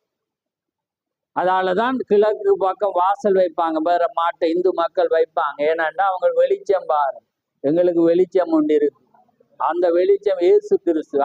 அவன் வெளிப்பாடு இல்லாம ஒரு நடைமுறை சாத்திரத்துல செய்யறான். ஆனா ரெவலேஷன் வெளிப்பாடு தெரிஞ்சவங்க வெளிப்பாடோடு செய்யுங்க. வெளிப்பாடோடு செய்யாத எல்லாமே விக்கிராராதன், அது எல்லாமே பிரமாணம். ஆனா வெளிப்பாடோடு செய்யறது எல்லாமே ஆசீர்வாதம். அதான் அவனுக்கும் எங்களுக்கு உள்ள வித்தியாசம், புரியுதாமல்? அதுதான் அந்த கீழ்ப்படி. அதான் அன்றைக்கும் பெற்றோர்ற காரியத்தை, பிள்ளைகள் வந்து கத்தர் அப்பா அம்மாவோட இருக்கிறாங்கன்னு அந்த அம்மாவோட ஆசீர்வாதம் அப்பாட வேணுமென்றா அது பிரமாணம் இல்லை. அதுதான் ஆசீர்வாதம். ஏன்னா பெற்றோர் ஆசீர்வதிச்சதான் அவனோட வாழ்க்கையிலே நிறைவேறினர். ஓமா இல்லையா? அதுதான் கட்டளை, அதுதான் அவங்களோட வாழ்நாளே நீடிக்கு நன்றாய் இருக்கிறதுக்கு உன் தகப்பன் தாய இது சொல்றாங்க. சிங்கிளாக்கள் தான் கும்பிடுறதுதான். சரி, ஓகே, உங்களோட விருப்பம் செய்யாங்க. கும்பிடுறதுக்கு நிறைய வித்தியாசம். ஏன்னா தொழுகைக்கும் வணக்கத்துக்கு நிறைய வித்தியாசம், புரியுது? அப்படி என்ன நீங்க இப்படியுமா பிரைஸ்லோ இப்ப என்னது சொல்றேன், நான் கேட்கிறேன். இப்ப பிரைஸ்லோட்டு ஆக்களை கும்பிடுட்டு தான் சொல்றேன். ஏன் கும்பிடுறீங்க? அப்ப நான் யதார்த்தத்துல சொல்றேன். இப்ப அதால இப்ப இன்னொரு விக்கிரான வரப்போகுதுன்னு யோசிக்கிறாங்க. கூலா இருங்க, வெளிப்பாடோட இருங்க, ஏன்னா தேவன் ஆசீர்வதிப்பார். அப்ப ஏனண்டா எல்லாமே ரெவலேஷன், விசுவாசமானது வெளிப்பாடாயிருக்கு. அப்ப அதனாலதான் தொழுகை என்பது ஒருவருக்கு, ஆராதனை வந்து ஒருவருக்கு, மரியாதை வந்து எல்லாருக்கும். அதான் சொல்லு, உங்களிலும் மற்றவரை மேன்மையாக எண்ணுங்க, கணம் பண்ணுகிறதிலே முந்தி கொள்ளுங்கள், வாழ்த்து தெரிவிக்கிறதிலே முந்தி கொள்ளுங்கள். உங்களுக்கு மற்றவர்கள் என்ன செய்ய விரும்புகிறார்களோ அதை நீங்க அவங்களுக்கு செய்யுங்க. அதனாலதான் நாங்க யார குற்றச்சாட்டையும் கேட்கிறேன் இல்லைண்டா, அவங்க செய்யலாண்டா, அப்ப நீங்க செய்யுங்கன்னு தான் வேதம் இருக்கு. அப்ப அதால நான் வேதத்துல சொல்லலாம் கஷ்டமா. எல்லாரும் என்ன செய்யணும், முந்தி கொள்ளணும். போய் கையை கொடுத்து என்ன செய்யணும், போயிட்டே இருக்கணும். எங்களோட கடமையை நாம என்ன செய்யணும், முடிச்சுட்டே இருக்கணும். ஏனண்டா உண்ட வாழ்க்கை பிரதிஷ்டை வேணும். பிரதிஷ்டையா இருந்தாதான் நீங்க ராஜ்யத்துக்கு போகணும். எதையுமே ஜெயிக்கல, எதை கண்டு நீங்க பயப்பட மாட்டீங்க. அப்படி சிங்கம் வருதுன்னு ஓட மாட்டீங்க. ஏண்டா சிங்கத்தை எதிர்கொள்வீங்க. ஏனண்டா உங்களுக்குள்ள மறைமுகமான வல்லமை. ஏன்னா உங்களோட வாழ்க்கை கத்தருக்காக இருக்கு. ஆமே. அப்ப அதனாலதான் தேவனுடைய மற்ற கிறிஸ்தவர்ல போல நாங்க, ஆனா அவங்களோட ஒப்பிட்டு பார்த்தா நாங்க சாதாரணமா தான், எங்களுக்கு எல்லாம் தேவைப்படும், எல்லாம் இருக்கு. ஆனா எங்களுக்குள்ள இருக்கிற வல்லமை வந்து பெரிதான, எதுக்குமே பயம் இல்லை, எந்த பயமும் இல்லை, மரண பயமே இல்லை. ஏனண்டா தேவன் வந்து மறைமுகமான பிரதிஷ்டை வந்து எங்களுக்கு எதையுமே அதாலதான் தாவீது போறான். தாவீது போக்குல பாத்தீங்கன்னா அவங்கட எல்லாருமே என்ன செஞ்சாங்க, பயந்துட்டு இருக்கிறான். ஏன்னா அவன் 40 நாள் வந்து என்ன செஞ்சுட்டு இருந்தான், சேட்டை போட்டுட்டு இருந்தான். அப்ப இவன் என்ன செய்றான், சாப்பாடு கொடுக்க வாரான். அங்க ஒரு சவுண்ட் ஒன்று கேட்குது. என்ன அவன் சொல்றான், யாராவது இருந்தா என்ன சரி எங்கட பாசையில சொல்றான்டா, ஒண்டி கொண்டி வாடா என்ற மாதிரி அவன் சொல்றான். உங்கள யாராவது வீரன் இருந்தா நீ என்னடாவா. இப்ப இவன் தாவீது திரும்பி பார்த்துட்டு, என்னடா இவன் பைத்தியாரன் கத்திட்டு இருக்கிறான். ஏனண்டா அவன் என்ன சொல்றான், இந்த விருத்தேசனம் இல்லாத இந்த பைத்தியகாரம் வந்து இந்த இஸ்ரவேலின் தேவனோடைய, அவன் சொல்றான் நான் போறான்டான். அப்போ ராஜாவே நடுங்கி கொண்டு இருக்கிறான். ஏன்னா யுத்த கலை பெற்றவன் அவனே நடுங்குறான். அவங்களோட சௌரங்கள் சொல்றான், பேசாம போ, சாப்பாடு கொடுத்தியா நீ போ. அவன் இந்த பைத்தியகாரன் கத்திட்டு இருக்கிறான். என்ன அவன் சொல்றான், விருத்தேசனம் இல்லாத இந்த பெலிஸ், அவனோட உருவத்தை பார்க்கல, அவனோட சைஸை பார்க்கல, அவனுக்கு தெரியும்ல யார் இருக்கு. ஏனண்டா அவன் எப்படியான இருந்தாலும் இரவும் பகலும் கத்தரை பாடி ஆராதிக்கிறவன். அவனோட சங்கீதம் வந்து பாடி ஆராதிக்கிறவன். அவன் வீணைய சுரமண்டலத்தை வச்சு ஆடி ஆடி பாடுறவனுக்கு வந்து தேவன் அவனோட இருக்கு. நீங்க பாடியே தெரியும். அன்றைக்கு வெள்ளிக்கிழமை ஆக்கள் வந்தாங்க, நான் தான் படிச்சுட்டு இருந்தேன். நான் யோசிச்சு என்னடா இது கஷ்டமா இருக்கு.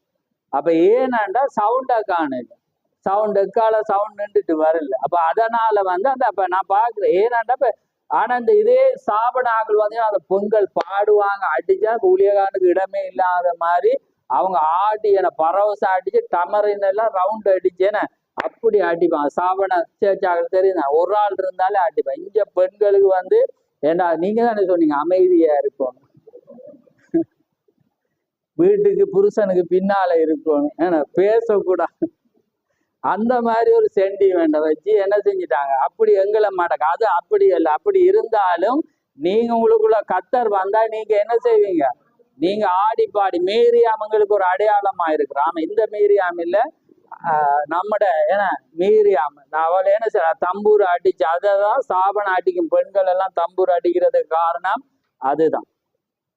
அப்ப ஏனண்டா வந்து அந்த பவர், அந்த காரியம். அப்ப தாவீது வந்து அந்த பாட்டு, அவன் ஆடு மேய்ச்சாலும் அதுதான் படிச்சு. அவன்கிட்ட பாருங்க சங்கீதம் எல்லாம் எல்லா ராகம், அந்த நேரம் மியூசிக் இருந்துச்சு தெரியும். அவன் என்ன செய்யறான், சரியான மியூசிக்ல வந்து அடிக்கிறான். அதை தான் போடுது, இந்த ராகம் அந்த ராகம் பைபிள்ல எழுதி இருக்கு. நீங்க பாத்தீங்கன்னா தெரியும், இந்த ராகத்துல அவன் ஒரு பாட்டை இயற்றினான். அப்ப பாருங்க எப்படியாக. அப்ப அதனால வந்து பாருங்க யுத்தமே இல்லை. அவன் அப்படிதான் சொன்னான். பாருங்க அவன் எவையாடுறா கத்துறது. அப்ப அதனால அவன் என்ன சொல்றான், நான் இவனை வந்து நான் தேவன் கத்தருடைய நாமத்தினால கொள்ளுவேன். அவன் என்ன செய்ய, அப்ப ஒரே ஆட்டிதான், மண்டையில ஆட்டியோட எல்லாம் கிளம். அப்ப ஏனண்டா அவனோட வாழ்க்கை அப்படி இருக்கு. இப்ப நாம சொல்லி நம்ம ஒன்றை சொல்லி போட்டு அடுத்தது பயந்து, அதுக்கு முதலே நாம என்ன செய்யறோம், கத்தர்ற காரியம் இல்லாட்டியும் பரவாயில்ல, எங்களை காப்பாத்திக்க நாங்க ஓடதான் நாங்க என்ன செய்யறோம்டா வெடிக்கிறோம். ஏனண்டா அது வந்து அடைய கத்தர்ற காரியம் தடையா இருக்குமோ, இப்படி வந்துருமோ, நம்ம இதை செஞ்சுட்டு இதை செய்வோம். அதே நம்மளோட வாயே எங்கட காட்டி கொடுக்கும், நார வாயண்ட மாதிரி. அது என்ன செய்யும், இடங்கடவா இதாலையும் சொல்லி அதையும் சொல்லி அப்படியே போயிட்டு இருக்கு. ஆனா நம்ம அப்படியே பேசல. ஏன்னா இது நான் உங்களுக்கு ஹிண்டடிக்க சொல்லல, கத்தர் வந்து துக்கப்படுவார். அதுக்காக நான் பேசுறேன். ஏன்னா அதனாலதான் இந்த பொசிஷன், இந்த அதிகாரம் வந்து கஷ்டம். அதனாலதான் யாரும் ஊழியக்காரன் வந்தா நல்லதா பேசிட்டு போயிடுவாங்கடா, ஆக்கள் கோவிக்க விரும்ப மாட்டான். ஆனா நான் வந்து தேவன் பிரியப்படணும், தேவன் சந்தோஷப்படும். ஏன்னா நீங்க அப்படி ஒரு தைரியமா பேசினா தேவன் சந்தோஷப்படும். அப்ப அதுக்காக தான் நான் பேசுறேன். ஏன்னா தேவனை தான் நாங்க பிரியப்படுத்த வந்திருக்கோம். தேவனுக்காக நாங்க வாழணும். தேவனுக்கு ஒப்பு கொடுத்தா நாங்க எதுக்குமே, அவன் மரணத்துக்கு பயந்தான் அவன் சொல்லுங்க, எதுக்குமே பட அந்த பெலிசி அவ எல்லா இராணுவமே அமைதியா. அதான் தீக்க சொல்ற, என்ன அவனோட அந்த சவுல் கூட்டி கொண்டு போய் நீ போவாத, சரி அப்படி போறேன்டா, நீ என்ன செய், இந்த கவசம் எல்லாம் போடான்னு கொடுத்தான். இவன் போட்டு பார்த்துட்டு இதோட ஓடையலாம். அவனுக்கு ஓடி சண்டை பிடிக்க கஷ்டம். ஏன்னா அவன் வெறுமையிலோட சண்டை பிடிச்சு பழக்கம் தானே. சிங்கம் காரியம் இல்லை. அதான் சொல்றான், நான் சிங்கத்தையும் கரடியையும் அவன் என்ன சொல்றான், அவனும் கிழிச்சவன். இதை கொண்டவன் நான் கர்த்தருடைய நாமத்தினால இந்த பெலிஸ்தியனை நான் அழிப்பேன். அவன் என்ன செய்யறான், சிம்பிளா போறான். அதான் அனுபவம். சீக்கிரம் சொல்றேன், ஒரு சிறு உங்களோட வாழ்க்கையில நீங்க தேவனுக்கு வரக்குள்ள சின்ன சின்ன உதாரணம் தருவேன். உங்களோட காய்ச்சலுக்கு கேட்டிருப்பீங்க, சுகத்தை தந்திருப்பேன், அல்லது என்னொன்று கேட்டிருப்பீங்க, புறவு பெருசொண்டை கொண்டு வந்துருவேன். அப்பயும் நீங்க என்ன செய்யணும், அதை நினைச்சு பார்க்கணும். கர்த்தர் செய்த நன்மையை நினைச்சு அது ஒரே அடி அடிக்கும். அது எப்படி பெருசா இருந்தாலும் இந்த 2 அனுபவம் இருக்கு. அப்ப 3வது ஒரே அடியா இருக்கணும், அது சத்துரு விழுறதா இருக்கும். ஆமே. அப்ப அதுக்குதான் அனுபவம். தேவன் டக்குன்னு எதையும் தரமா உங்களை வளர்ப்பேர். அவர் என்ன செய்வார், நீங்க உங்களோட வாழ்க்கை காரியம் கர்த்தருக்கு ஒப்பு கொடுக்க அவர் என்ன செய்ய, உங்களோட வாழ்க்கையை கொண்டு பெருசா, உங்களை விட பெருசா நிப்பாட்டி. முதல் சின்னனா இருக்கும், புறவு பெருசு. அங்கால ஒன்றுமே தெரியாது, என்ன நடக்குமென்றே தெரியும். ஆனா நீங்க கர்த்தருக்கு ஒப்பு கொடுத்தா அப்படி ஒரே அடியில நீங்க என்ன செய்வீங்க, அந்த காரியத்தை நீங்க செய்வீங்க. அப்ப அதுதான் நான் வாசிக்கிறேன். நிறைய காரியம் இருக்கு, நாங்க வாசிக்காம போயிட்டோம். Right, okay. பாருங்க, இனத்தான் மீட்பில் அவர் ஸ்பீக்கர் சொல்ற பாருங்க, நிறைய குணம் தானா இப்படி துவங்குறன்னு தெரிய பாருங்க.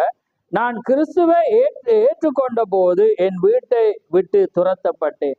நான் கிறிஸ்துவை ஏற்றுக்கொண்ட பிற்பாடு என்ன செய்யப்பட்டேன்னா, வீட்டை விட்டு துரத்தப்பட்டு, என் நண்பர்களும் என் பெண் சிநேகிதர்களும் எல்லாரும் என்னை புறக்கணித்தனர். அப்ப நீங்க அப்படி உடுப்பு போட்டு நீங்க ஒன்றுமே செய்யாட்டி உங்களை தள்ளிடுவாங்க. என்னடா இது பட்டிக்காடுன்னு சொல்லுவாங்க. அதுக்கெல்லாம் நீங்க சந்தோஷப்படணும். அதுதான் பிரதிஷ்டை பண்ணப்பட்ட வாழ்க்கையா இருக்கு. உங்களோட வாழ்க்கையை நீங்க என்ன செய்யணும், கர்த்தருக்காக ஒப்பு கொடுக்கணும். ஆமே. பரிசுத்த ஆவியை பெற்று தேவன் பேரில் விசுவாசம் கொண்டு அவரை சேவித்து வயது சென்ற கூட்டத்தினருடன் நான் சேர்ந்து கொண்டேன். அப்ப பாருங்க, இப்ப பாத்தீங்கன்னா இந்த இளமையா நீங்க கர்த்தருக்காக வந்தீங்கன்னா இளமையானவங்க வரமாட்டான். அப்ப நீங்க என்ன செய்யணும், பெரிய கூட்டம். ஏன்னா வயசானவர்கள் தான் எல்லாத்திலும் ஓஞ்ச மாதிரி கர்த்தரை ஆராதிச்சுட்டு. ஆனா இங்க அதுவும் இல்லை. ஏன்னா வேற ஸ்தாபனங்களை பாத்தீங்கன்னா எல்லாத்தையும் விட்டு பேர பிள்ளை எல்லாம் விட்டுட்டு ஆலயத்துக்கு போவாங்க. ஏன்னா நான் ஒவ்வொரு நாளும் பாக்குறேன், இங்க வயதானவங்க வரவே மாட்டாங்க, எனக்கு இயலாதன்றுவாங்க. ஏன்னா வந்தாலும் 100-99 காது கேட்காது. இப்ப என்னண்டே, இப்ப எப்படி இந்த செய்தி இல்லாம ரட்சிப்பு அவங்க என்ன செய்யலாம், அது பெற்றே கொள்ளலாம். எனக்கு எப்படி சொல்றேன், அதுக்கு நீங்க மூப்பர்கள் உதவி செய்யணும். நான் அதை தான் நான் சொல்றேன். ஏண்டா வடிவா வேதத்தில் அவர் சொல்ல, ஊழியக்காரர் சொல்றேன், நான் இதெல்லாம் செய்யல, நான் ஜெபத்திலும் உவாசத்திலும் தரத்திருக்கணும். ஏனண்டா நான் உங்களுக்கு ஆசீர்வாதத்தை கொண்டேன். நீங்க தான் போய் என்ன செய்யணும், பந்தி விசாரணை செய்யணும், ஆராதனை ஒழுங்குபடுத்தணும், விதவைகளை விசாரிக்கணும், ஜனங்களை விசாரிக்கணும். இது நான் செய்ய மாட்டேன்னு பவுல் சொல்றான். அப்ப நீங்க தான் மூப்பராயதான் இந்த இடத்தை ஆயத்தப்படும்.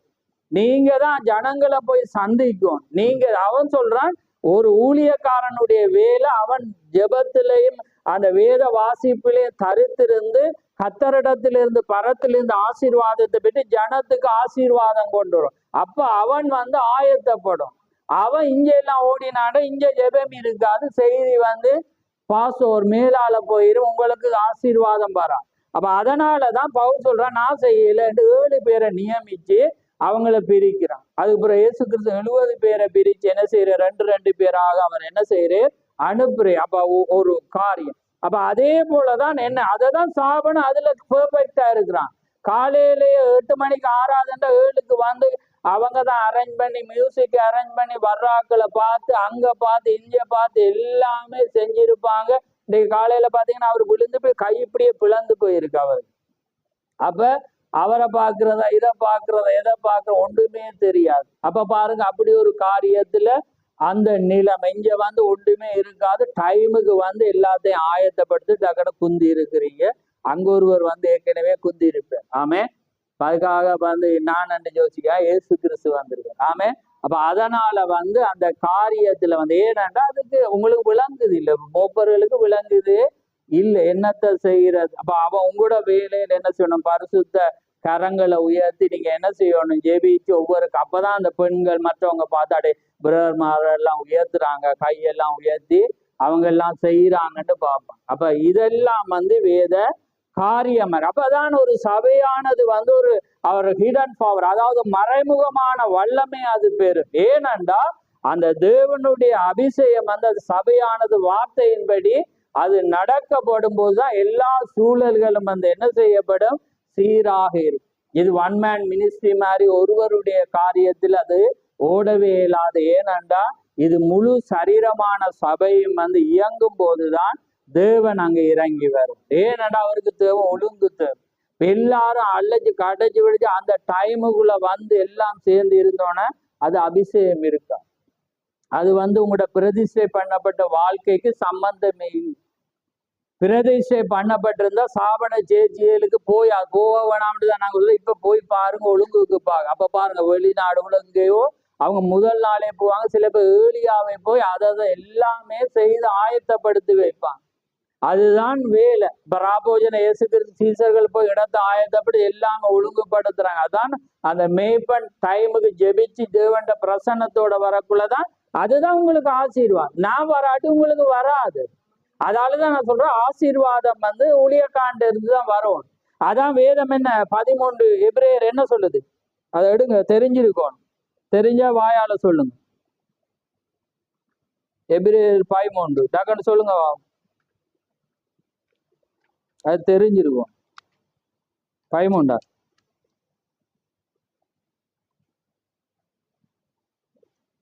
உங்களை நடத்துறவர்கள், அது எத்தனையாது நான் வெளிப்படத்தில் எடுத்து வச்சுட்டு எபிரேயர் 13 தான். சரி 17 வாசம். உங்களை நடத்துகிறவர்கள் உங்கள் ஆத்துமாக்களுக்காக உத்தரவாதம் பண்ணுகிறவர்களாய் விழித்திருக்கிறவர்களானபடியால் அவர்கள் துக்கத்தோட அல்ல சந்தோஷத்தோட அதை செய்யும்படி அவர்களுக்கு கீழ்ப்படிந்து அடங்குங்கள். அவர்கள் துக்கத்தோட அப்படி செய்தால் அது உங்களுக்கு பிரயோஜனமாய் இருக்க மாட்டாது. ஆமென். அப்ப பாருங்க, அவங்க துக்கத்தோட அது இருந்தா உங்களுக்கு என்னவா இருக்காதான், பிரயோஜனமே. அப்ப பாருங்க, வேத வார்த்தை வந்து அந்த வண்ணமா தான் அது போதிக்குது. அப்ப பாருங்க, சந்தோஷத்தோடு அது உங்களுக்கு உங்களோட வாழ்க்கையில பலன் வரணும்டா நீங்க கத்தருக்காக ஒப்பு கொடுங்க, கத்தருக்காக செய்யுங்க. யாரும் இதுக்கு தடை இல்லை. இந்த சபை அதுக்கு தடை இல்லைன்றது உங்களுக்கு தெரியும். ஏன்னா இதுக்குதான் அது பேசிட்டே இருக்கு, இதுக்குதான் அது ஆயத்தப்படுத்தி இருக்கு. ஆனா அது பிரதிஷ்டை பண்ணப்பட்டதாக இருக்கும். ஆமே, அது இல்லாட்டி அது கஷ்டம். ஆனா பிரதிஷ்டை பண்ணப்பட்டு கத்தருக்காக நான் செய்ய போறேன்னா நீங்க எதையும், இப்ப சில வேலைகள் வந்து நீங்க உங்களோட வாழ்க்கையில பலவீனமா இருந்தாலும் செய்யலாம். ஏன்னா அது வந்து நீங்க அது செய்யும் போது தேவன் அது நிமித்தம் உங்களை என்ன செய்வீர், ஆசீர்வதி. சிலது வந்து ஆளும் பிரதிஷ்டையில உத்தமமா இருந்தாதான் நீங்க என்ன செய்யலாம், அது செய்யலாம். ரைட், வாசிப்போம். பாருங்க, வயது சென்ற கூட்டத்தினுடன் நான் சேர்ந்து கொண்டேன். இப்ப வயசான ஆக்களோட என்ன செய்ய போக வேண்டி வரும். ஏன்னா இளமையா இருந்தேன். ஏன்னா இளமையான ஆக்கள் உலகத்தோட இருப்பாங்க. அந்த சபையில் இருந்த பெண்கள் நான் முன்பு சென்று கொண்டிருந்த பெண்களை காட்டிலும் வித்தியாசமாயிருந்தனர். அவர்கள் வித்தியாசமாக நடந்து கொண்டனர். ஆமேன். அவர்களை பார்த்த போது எனக்கு பயம் உண்டாயிற்று. அவர்கள் வித்தியாசமான மக்கள். ஆமேன். அப்ப தீக்கர் சொல்லி அவங்கள பார்த்தோன்னு, ஏன்னா அவங்க வித்தியாசமா. அப்ப மற்ற சபையில விட இங்க வந்து நிறைய பேர் வந்து மாறுறாங்க. நான் அன்றைக்கு பார்த்தேன், நான் அந்த எங்கடாக்கள் நிறைய பேர் அந்த கட்டிங் பார்க்கல அந்த ஷோர்ட்ஸுக்கு வந்து தீக்கசி காச்சட்டைக்கு வந்து போடுறேன். அப்ப அந்த காச்சட்டை வந்து பெண்கள் போடுறேன். ஏன்னா பெண்களுக்கு இப்ப எங்களுக்கு அண்டர்ஸ்கர்ட் மாதிரி நிறைய வந்திருக்கு. ஆனா பெண்கள் என்ன செய்வாங்க, நீளமா வந்து விடத்துக்கு முழங்காலுக்குள்ள போட்டு மேலால சட்டை போடுவாங்க. அப்ப அந்த காச்சட்டையிலே முழங்காலுக்கு மேல என்ன செய்யறாங்கன்னா ஆண்கள் போடுறாங்க. அது வந்து தீக்கரிசே பெண்களுக்குரிய ஆடை ஆண்கள் தரிக்கிறாங்க. ஆண்களுடைய ஆடைகளை என்ன செய்யறாங்க, பெண்கள் தடிக்கிறாங்க. இது வந்து தேவனுடைய பார்வையில என்னது, அருவருப்பு. அப்ப அன்றைக்கு அந்த கட்டிங்க போட்டோம். நிறைய பேரை பார்த்தா லைக்கும் பண்ணல, பார்க்கவும் இல்லை. நிறைய பேர் என்ன செய்யறீங்க.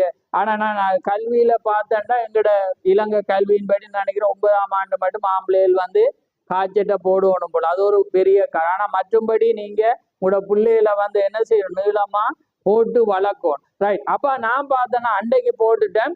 அன்றைக்கு நான் ஒரு வீட்டுக்கு போனேன். அப்ப வீட்டை போக்குல சொன்னேன், அப்புறம் காய்ச்சட்டையும் போடக்கூடாதான் என்று ஒரு காய்ச்சட்டை தான் இருந்துச்சு. அதையும் நான் வந்து மீன் பிடிக்கிற காரியத்துக்கு தான் நான் கொண்டு போறேன்னா அதையும் ஒரே எரிஞ்சிட்டேன். நான் சொல்லி எங்களாக போட்டே திரியிறாங்க. இப்ப அந்த ஆள் வேறு இடத்துல இருந்து வந்தால் வந்து ஒரு காய்ச்சட்டை வச்சு அதையும் செய்தி வந்தோம் ஒரே தூக்கி. இதுதான் வாழ்.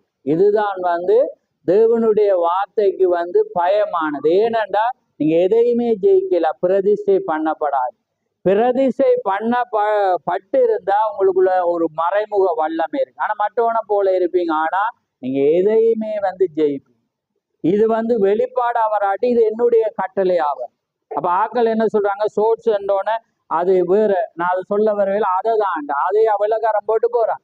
சில பேர் இங்கத்தை இருக்கிறவங்க சொல்லுவாங்க சோர்ட்ஸ் என்று சொன்னது பெண்களுடைய சொல்லதான் போடும் போல அது நிக்கிற என்று சொல்றான். அப்படியா வெள்ளக்காரம் போட்டு போறான்? அப்படி இல்லை. அவன் என்ன செய்யறான், சோர்ட்ஸ் வந்து இவ்வளவுக்கு காய்ச்சட்டியா தான் போறான். அப்ப உங்களுக்கு அமெரிக்கால இருக்க தீக்கட்சி பிரசங்க இவங்களை தெரியாது. அது நிக்கருக்கும் அங்க காய்ச்சடி சோர்ட்ஸுக்கும் வந்து டிஃப்ரெண்ட் இருக்கு. சரி, அப்படிதான் சோர்ட்ஸ் இவ்வளத்தோட வந்தாலும் ஏன்னா அந்த காரியத்தை பெண்கள் போடும். அப்படி ஏன்னா அவங்க அது போடாம சோர்ட்ஸ் தான் போடும். என்ன தீக்க சொல்றேன், அது பெண்களுடைய ஆடை. அப்ப யோசிச்சு பாப்ப, சோர்ட்ஸ்ண்டா இவங்களுக்கு தெரியும். அப்ப அந்த சோர்ட்ஸை வந்து என்ன செய்யறாங்க, ஆண்கள் போடுறாங்க. ஆண்கள் என்ன செய்யறாங்க, ஜீன்ஸை உடுத்துறாங்க. அப்ப அது வந்து எப்படியா இருக்கா, அருவருப்பண்டு வேதம் சொல்லும். அப்ப ஆனா ஆண்கள் சொல்றாங்க அது ஒன்றுமே இல்லை, அப்படியே பெருமைகளோட வந்து நிற்பாங்க பொடி. ஆனா வந்து அது வேதத்துக்கு என்ன செய்யற, தவறானது உண்டாரு. அதான் அது சவரனோ சௌரியோ ஊழியக்கான வரக்குள்ள அதை என்ன செய்யணும், டக்கண்டு அது ஒரு சந்தர்ப்பத்துக்கு வேலை இறங்கி செய்யறதுக்கு அப்படி இருந்தா நீங்க போட்டுட்டு உங்களோட வீட்டுக்குள்ள மட்டுமண்டா அது வேற. அதை நான் பேச வரேன். அதாவது ஒரு அந்நியன் தெரியறத்தக்கதாக நீங்க என்ன செய்யலாது செய்யல. அப்ப எங்கடாக்கள் என்ன செய்யறாங்க, அதை போடுறான். வேறொரு எண்களுடைய செய்ய கேட்டு இருக்கிற சவரம் எனக்கு பயங்கர சந்தோஷம். அப்படி நிறைய விட்டுட்டான். இந்த மெசேஜை கேட்டு கேட்டு அவங்க நிறைய விட்டு விட்டு விட்டு விட்டு வாரான். அப்ப அந்த ஒரு பயம். அப்ப சொன்னா இப்படியெல்லாம் இருக்குன்னு எங்களுக்கு தெரியும். ஏன்னா அதான் இந்த மெசேஜை வந்து நாங்க படிக்கும்போது, ஏண்டா அது அது தேவனால எல்லாருக்கும் புரியும். ஏன்னா ஒரு காலத்துல நாங்களும் தேவன் அழைக்கும் போது போய் பார்க்கும் போது இது மந்திரமா தான் இருந்துச்சு. ஏன்னா எங்களோட அம்மாவங்க வந்து கெசட்டை வச்சு அந்த டேப்ல போடுவாங்க. முதல் எங்களோட கெசட் தானே நாங்க கேட்டோம். அந்த கெசட்ல போகல இன்னும் மந்திரம் மோதுற மாதிரி இருக்கு. அது விளங்காது தீர்க்கதரிசியோட மெசேஜ்.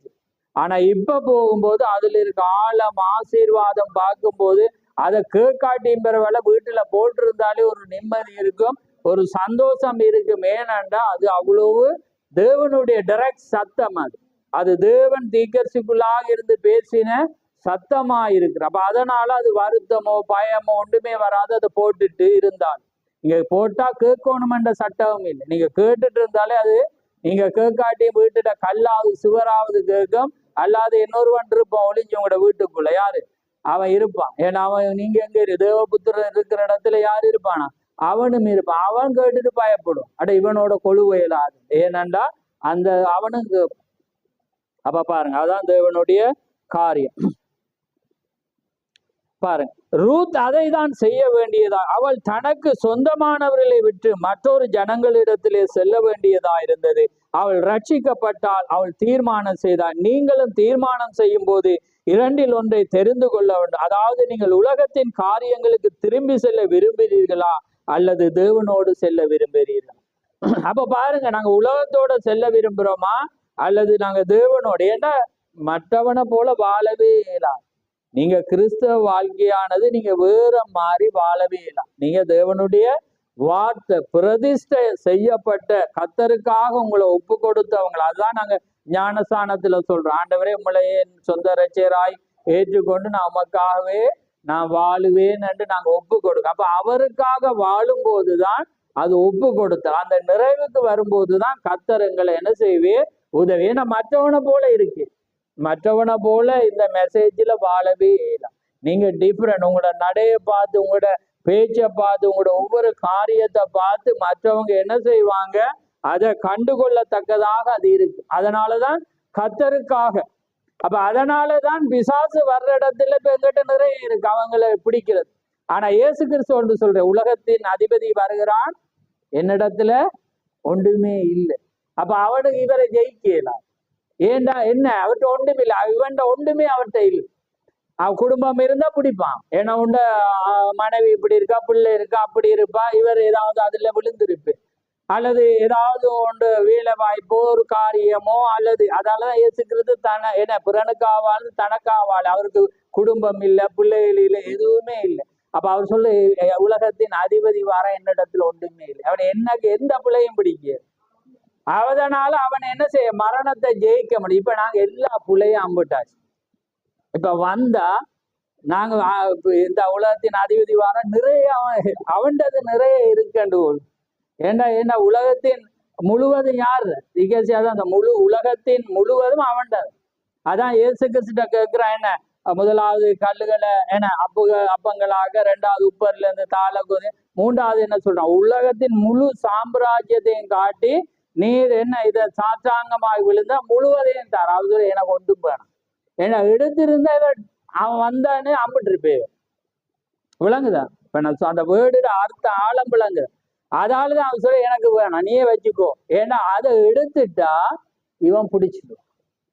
ஏன்னா அவன் பிடிச்சி, ஏன்னா மனைவி இருந்தா பிடிச்சிடுவான், அங்க பிள்ளை இருந்தா பிடிச்சிடுவான், ஏன்னா வீடு இருந்தா அதுல பிடிச்சிடுவான், ஏன்னா அல்லது வேலை இருந்தா அதுல பிடிச்சிடும். ஏன்னா அதான் நடக்குது, எல்லாருக்கும் நடக்குது.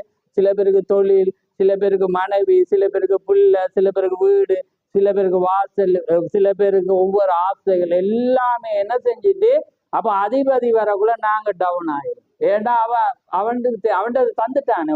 அதான் வெசிலியில ஜோக் சொன்னேன் நான் உங்களுக்கு. ஏன்னா வெசிலி ஊழியத்தை முடிஞ்சு போகல, ஏன்னா 2 உருவம் நிக்குது. அப்ப அவர் சொல்றார், நீ லுசிபர், அதாவது பிசாசா இருந்தாலும் நீ என்ன ஒன்றும் செய்யலாம். ஏன்னா உண்ட தங்கச்சியை தான் நான் கல்யாணம் பிடிச்சிருக்கேன். ஆமா. அப்ப ஏன்னாண்டா அவ்வளவு எதிரான அன்றைக்கு அதான் இன்னொரு சவனோட எனக்கு கொஞ்சம் தான் தெரியும். அன்றைக்கு அவர் சவனோட கைக்குள்ள நிறைய தெரியும். வெஸ்லி ஒரு விதவையை தான் முதல் ஒரு பெண்ணை விரும்பி இருக்கிறார். அந்த ஸ்டேட்டஸ் பார்த்து அவர் கட்டாம விட்டுட்டார். அவளை கட்டிட்டு திரும்ப முடிச்சது பார்த்தீங்கன்னா விதவை. அவள் பச்சை எதிரி, ஊழியத்துக்கே தேவண்ட காரியத்துக்கே எதிரி. ஒருக்கா அதிக சொல்றார், அவள் எழும்பி சொல்ற இவன் பொய், அவன் செய்தியை நம்பாதீங்கன்னு அப்படி அவமதி. அப்ப இந்த ரெண்டு ஒன்று தெரியல, நான் மறந்துட்டேன் கதை, ஆனா இது சத்தியம். அப்ப அது அவரோட வாழ்க்கையில சரித்திரத்துல இருக்கு. அப்ப அவர் சொல்றேன், நீ ஒன்றுமே செய்யலாண்ட உன தங்கச்சி ஏண்டா அண்ணன் செய்ய மாட்டேன். அடுத்த சொல்றேன், நீ தேவண்டதா இருந்தாலும் நீ செய்ய மாட்டேன், ஏன்னா நான் தேவண்ட ஊழியக்காரன். அப்ப அதனால பிசாசு ஒன்றுமே செய்ய, ஆனா இருந்தா அவன் என்ன செய்வான், செய்தி ஆவான். அப்ப அதனாலதான் இயேசு கிறிஸ்து நான் உலகத்தின் அதிபதி வாரான், என்னிடத்துல ஒன்றுமே. அப்ப அதனாலதான் அவரால் ஜெயிக்கணும். புரியுதான்? அப்ப அதே போலதான் எங்களோட வாழ்க்கையில பிரதிஷ்டை எல்லாம் உலகத்தின் ஒவ்வொரு காரியம், உலகத்தின் ஒன்றிலையும் நாங்க என்ன செய்யக்கூடாது, மயங்கவே. ஏன்னா உலகத்தின் எதுவுமே எங்களை கொண்டு போய், அதனாலதான் நீங்க என்ன செய்ய, உலக காரியத்துக்காக தேவனுடைய காரியத்தை, அதுக்காக ஒரு போயின்னு ஒன்று வாசிக்கிறேன். இன்னைக்கு முடிக்கலுமோ தெரியல, நிறைய ஆழங்களை நான் எடுத்து வந்தேன்னா பாருங்க, இத வாசிங்க பாருங்க. ஆனால் அவருடைய அந்த அமர்ந்த மெல்லிய சத்தத்துக்கு செவி கொடுங்க. கிறிஸ்தவளாய் இருக்க வேண்டும் என்று ஒப்புக்கொள்கிற நீங்கள் ஒவ்வொருவரும் அவருக்கு முன்பாக அமைதியாகி கொள்ளுங்கள். துவைத்தல் அதற்கு இடையூறாக இருக்க வேண்டாம். உடுப்பு கழுவுறது அவர காரியத்துக்கு இருக்க அனுமதிக்க வேண்டாம். வேலை அதற்கு இடையூறாக இருக்க அனுமதிக்க வேண்டாம். எதுவுமே அதற்கு இடையூறாக இருக்க அனுமதிக்க வேண்டாம். நீங்கள் என்ன செய்து கொண்டீர்கள் என்பதை அறிந்து கொள்ளும்படி எவரையும் அனுமதிக்க வேண்டாம். அதே போல தேவண்ட வார்த்தைக்குள்ளாக வரக்குள்ள வேறால் என்ன செய்றீங்கன்றதையும் அனுமதிக்க. எந்த நபரும் உங்களை சந்திக்க வரக்குள்ள நீங்க தேவண்ட காரியத்தை பார்த்து இருக்கிறீங்கன்னா அதை அனுமதிக்க வேண்டாம் என்று தீக்க. ஏண்டா அது குழப்புற நல்லாக்களையும் கொண்டு என்ன செய்வான். ஏன்னா நீங்க தேவண்ட பிரசன்னத்துக்குள்ள இருக்கும், தேவனுக்கான நேரத்துக்குள்ள இருக்கக்குள்ள யாராவது ஒரு அனுப்புவானாம். அனுப்பி என்ன செய்வான், அது நல்லவங்களே அனுப்புவான், கெட்டவங்களே அனுப்புவான். அப்ப நாங்க என்ன செய்வோம், அதை அவமதிக்க கூடாது. ஆனா தீக்க சொல்ல, தேவன் என்ன செய்து கொண்டிருக்கிறீங்க தேவனோடன்றதை நீங்க அனுமதிக்கவே வேண்டாம். அப்படி அவருக்கு முன்னாக செல்லுங்கள். எங்காவது காடுகளுக்கு எழும்பி செல்லுங்கள், அதாவது என்னதுக்கு, ஜெபிக்க காடுகளுக்கு எழும்பி செல்லுங்கள், அல்லது சாலையில் பக்கவாட்டில் செல்லுங்கள், அல்லது அந்தரங்க அறைக்குள்ளாக சென்று கதவை தாளிட்டு கொள்ளுங்கள். பிள்ளைகள் பள்ளிக்கு செல்லும் போது உங்களுடைய முழங்காலில் தரித்திருங்கள். நீங்கள் எல்லா விதமான சத்தங்களையும் கேட்டுக்கொண்டிருக்க, ஆனால் அப்படியே நீங்கள் கீழே அமர்ந்து சத்தங்கள் யாவும் அமைதியாக்கப்படுகின்ற வரையிலும் அங்கே தரித்திருங்கள். அப்பொழுது நீங்கள் உயர துவங்குவீர்கள், அது உங்களை மாற்றும். அது இந்த குட்டி சாமுவேலை வித்தியாசம் உள்ளவனாக மாற்றினது போல உங்களையும் வித்தியாசம் உள்ளவளாக அதை என்ன செய்யுமா மாத்து. அதான் டிஃபரண்ட். ஏன்னா சபை என்றால் வேறு பிரித்தல், வெளியே அழைக்கப்பட்டவர். நசரேன் என்றால் கத்தருக்கண்டு பிரித்தெடுக்கப்பட்டவன், கத்தருடைய ஊழியத்துக்காக கத்தருக்கண்டு பிரித்தெடுக்கப்பட்டவன். அடுத்தது என்ன பார்த்தனாங்க? பிரதிஷ்டை என்றால் கத்தருக்கு ஒப்பு கொடுத்தல். அப்ப பாருங்க, சின்னன்லயும் உங்களோட பிள்ளைக்கு செஞ்சிட்டு, இப்போ ஞானஸ்தானம் வந்தோன்னு திரும்ப ஒரு ரிப்பீட்ன்ற மாதிரி திரும்பவும் என்ன கத்தருக்கு செஞ்சிட்டீங்க. ஆனா நீங்க ஒண்ணுமே இல்லை, உங்களை தேவண்ட கிருபை உங்களை பாதுகாக்குது. ஆனா அந்த மறைமுகமான வல்லமையை பெற்று இந்த உலகத்துல எதுக்கும் பயப்படாம ஜீவிக்கணுமெண்டா உங்களோட வாழ்க்கை பிரதிஷ்டையா இருக்கும். அப்பதான் நீங்க ஆபத்தை கண்டோ எதை கண்டோ நீங்க பயப்பட மாட்டீங்க. ஏனண்டா அதனாலதான் இயேசு கிறிஸ்து மரணத்தை கண்டு அவர் என்ன செய்யல, பயப்படையில. சீசர்கள் பயப்படையில. ஏனண்டா அவருடைய வாழ்க்கை பிரதிஷ்டை பண்ணப்பட்டதாக இருந்தது. ஆமென். அதனாலதான் அவங்களோட காரியம் அந்த வார்த்தையின்படி அங்க இருக்கும் போது எந்த பயமும் அங்க வராது, எதுவுமே வராது. ஏனென்றா எதுவுமே இடையூறாக அமையாது என்ற உங்களோட வாழ்க்கை உங்களுக்கு ஒரு நிச்சயமாயிருக்கு. ஆனா விளங்கா சத்தம், அதான் நிச்சயம் உள்ள சத்தம். ஆமே. வேதத்துல பார்த்தா நிச்சயம் இல்லாத சத்தத்தை கொடுத்தா யார் அதை புரிந்து கொள்வான்? புல்லாங்குழலுக்கும் ஊதுகுழலுக்கும் என்ன செய்யணும்? வித்தியாசம் தெரியணும். மியூசிக்கு அந்த வித்தியாசம் அதை கேள்விப்பட்டாத. அதே போல நீங்க உங்களோட வாயினால சரியானத வசனியா விட்டா எப்படி உங்களுக்கு புரியும்? அதே போல உங்களோட வாழ்க்கையில செய்தி தெரியாட்டி நீங்க மற்றவர்களோடு பேசவே இல்லை. இன்னைக்கு நீங்க உங்களுக்குள்ள அந்த வார்த்தை தெரியாட்டி அதை இன்னொருவரோட நீங்க என்ன செய்யலாம்? அது பேசி அந்த தேவனுடைய வார்த்தை உங்களுக்கு தெரியணும். இரவும் பகலும் தேவனோட வார்த்தை அறிஞ்சிருக்கும். அந்த வார்த்தையை வைத்து பேசும்போதுதான் அங்க என்ன செய்யும்? ஜெயம் கிடைக்கும். அந்த வார்த்தை அங்க தெரியாட்டி உங்களால ஜெயத்தை கொடுக்கலாம். ஏன்னா வேதத்தில் எல்லாமே மறைந்திருக்கு. வேதத்தில் எல்லா ரகசியங்களும் என்ன செய்யப்பட்டு சொல்லப்பட்டிருக்கு. வேத வார்த்தை தான் நாங்க என்ன செய்ய ஒருவனுக்கு ஜீவனை கொண்டு வரோம். அதான் வேதம் சொல்லி இரவும் பகலும் என்ன செய்ய தியானமா இருக்கிற மனுஷன் பாக்கியவான். ஒரு வேத வார்த்தையை வாசிப்போம் பாருங்க. அந்த யோசுவா 1ஆம் அதிகாரத்துக்கு எடுங்க. நாங்க அடுத்த வாரத்துக்கு நாங்க தொடர்ச்சியை கொண்டு போவோம்.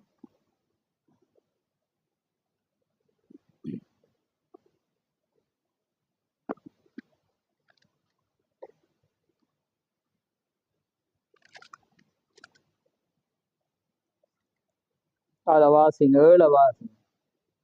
என் தாசனாகிய மோசே உனக்கு கற்பித்த நியாயப்பிரமாணத்தின் படியெல்லாம் செய்ய கவனமாய் இருக்க மாத்திரம் மிகவும் பலன் கொண்டு திடமனதாயிரு. நீ போகும் இடமெல்லாம் புத்திமானாய் நடந்து கொள்ளும்படிக்கு அதை விட்டு வலது இடதுபுறம் விலகாதிருப்பாயாக. இந்த நியாயப்பிரமாண புத்தகம் உன் வாயில் விட்டு பிரியாதிருப்பதாக. இதில் எழுதியிருக்கிறவற்றின் படியெல்லாம் நீ செய்ய கவனமாய் இருக்கும்படி இரவும் பகலும் அதை தியானித்துக் கொண்டிருப்பாயாக. அப்பொழுது நீ உன் வழியை வாய்க்க பண்ணுவாய், அப்பொழுது புத்திமானாயும் நடந்து கொள்ளுவாய். ஆமென். பாருங்க, நீ என்ன செய்யும்? மோசேயுடைய நியாயப்பிரமாணத்தின்படி கற்பித்ததை எல்லாம் நீ செய்ய என்னவா இருக்கணுமா? கவனமா இருக்கணும். அதே நேரத்துல நீ இடதுபுறமும் வலதுபுறமும் அந்த செய்தியிலிருந்து நீ என்ன செய்யக்கூடாது?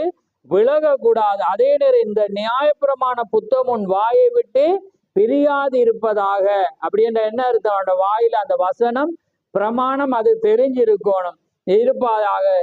நீ எழுதியிருக்கிற படியெல்லாம் நீ செய்ய கவனமா இருக்கும்படி இரவும் பகலும் அதை தியானித்து கொண்டு இருப்பாயாக. அப்பொழுது நீ உன் வழியை வாய்க்க பண்ணுவாய். பாருங்க, அது மாத்திரமில்லை, நீ புத்திமானாய் நடந்து கொள்வ. ஏனென்றா முன்னுக்கு அவர் சொல்ற பலன் கொண்டு திடமனதா இருந்து இந்த ஜனத்தின் மீதங்கு நான் கொடுக்கும் ஆணையிட்ட தேசத்தை நீ என்ன செய்வாய்? அவங்களுக்கு பங்கிடுவாய். நீ உயிரோடு இருக்க நாளெல்லாம் ஒருவனும் உனக்கு எதிர்த்து நிற்க முடியாது. அப்ப பாருங்க, ஏனென்றா அதுக்கு என்ன காரணம்?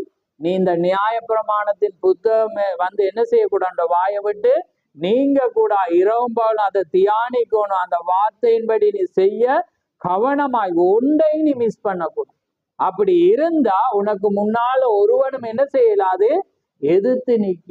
நீ பழங்கொண்டு திடமனதாயிருப்போம். நீ போகும் இடமெல்லாம் கர்த்தர் உன்னோடு இருப்பார். அப்ப இன்றைக்கு நாங்க அந்த வார்த்தையை நாங்க சொல்லுறோம், எல்லாரும் சொல்றோம் நல்லது அது தேவன். ஆனா அதுக்கு எங்கட பிரமாணங்கட வாயை விட்டு நீங்காம இருக்குதா? நாங்க தேவனுடைய வார்த்தையின்படி நாங்க நடக்கிறோமா செய்யறோமா என்றதை நாங்க பார்ப்போம். அப்பதான் நாங்க ஆசீர்வதிக்கப்படும். அப்ப பாருங்க, பிரதிஷ்டை செய்யப்பட்ட வாழ்க்கையும் பிரதிஷ்டை செய்யப்படாத வாழ்க்கை. அப்ப கர்த்தருக்கு ஒப்பு கொடுக்காத மனிதன் எதையுமே ஜெயிக்க, அவன் எல்லாமே உலகத்தை நம்ப வேண்டியதா இருக்கும், உலக மனிதனை நம்ப வேண்டியதா இருக்கும், அவன்கிட்ட போய் நாங்க நிக்க வேண்டியதா இருக்கும். ஏனென்றா நாங்க அதுக்கு எங்கட பிரதிஷ்டை செய்யப்படாத வாழ்க்கை. ஆனா பிரதிஷ்டை செய்யப்பட்டிருந்தோம்டா கர்த்தர் எங்களை கவனிப்பார். ஆமே, கர்த்தர் எந்த காரியத்தையும் அவர் செய்வார், அது மாற்றப்படாத, அது உண்மையாயிருக்கும். ஆமேன். அதனால கர்த்தர் தாமே உங்களை ஆசீர்வதிப்பாராக. நாங்க அடுத்த வாரம் இதனுடைய தொடர்ச்சிக்கு நாங்கள் கடந்து செல்வோம். ஆழமான காரியங்கள் நான் எடுத்து வந்தனான். ஏனென்றா அதனால இந்த சபையானது கர்த்தருக்காக பிரதிஷ்டை செய்யப்பட வேண்டும்.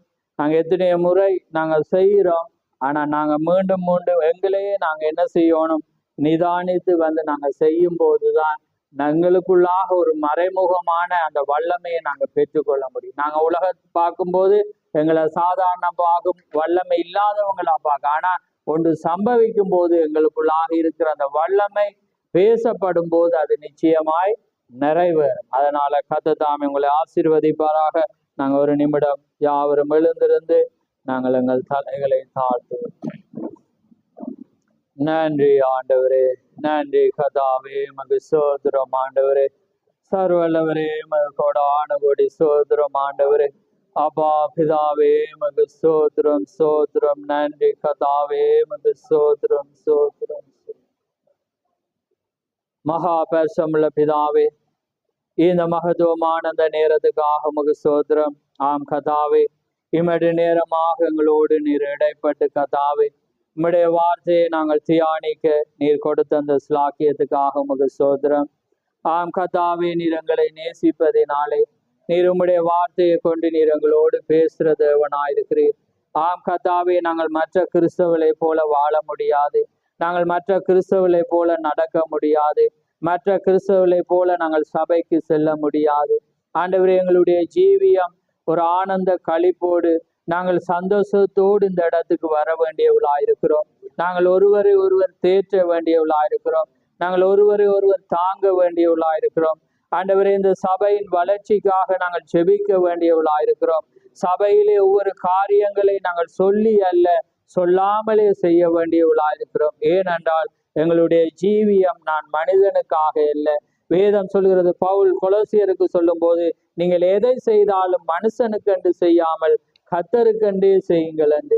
ஆம் கர்த்தாவே, அப்படிப்பட்டதான ஒரு பிரதிஷ்டை பண்ணப்பட்ட அந்த வாழ்க்கையிலே ஆண்டவரே, இந்த ஜனங்கள் யாவரும் வரத்தக்கதாக ஆண்டவரே, நான் கர்த்தரை சந்திக்கிற நாள், கர்த்தருடைய ஜனங்கள் இந்த நாளிலே வருவார்கள், அதனாலே நான் அவர்களை சந்திக்க வேண்டும் என்று நாங்கள் வர வேண்டிய ஒரு காலத்திலே நாங்கள் ஜீவித்து கொண்டிருக்கிறோம். ஆண்டவரே, இது எங்களால் உண்டான நியதி அல்ல, இது உங்களுக்குள்ளான அந்த ஆவியின் வல்லமை எங்களை உந்து தள்ளி கர்த்தாவே அந்த இடத்துக்கு எங்களை அழைத்து செல்கிறதா இருக்கிறது.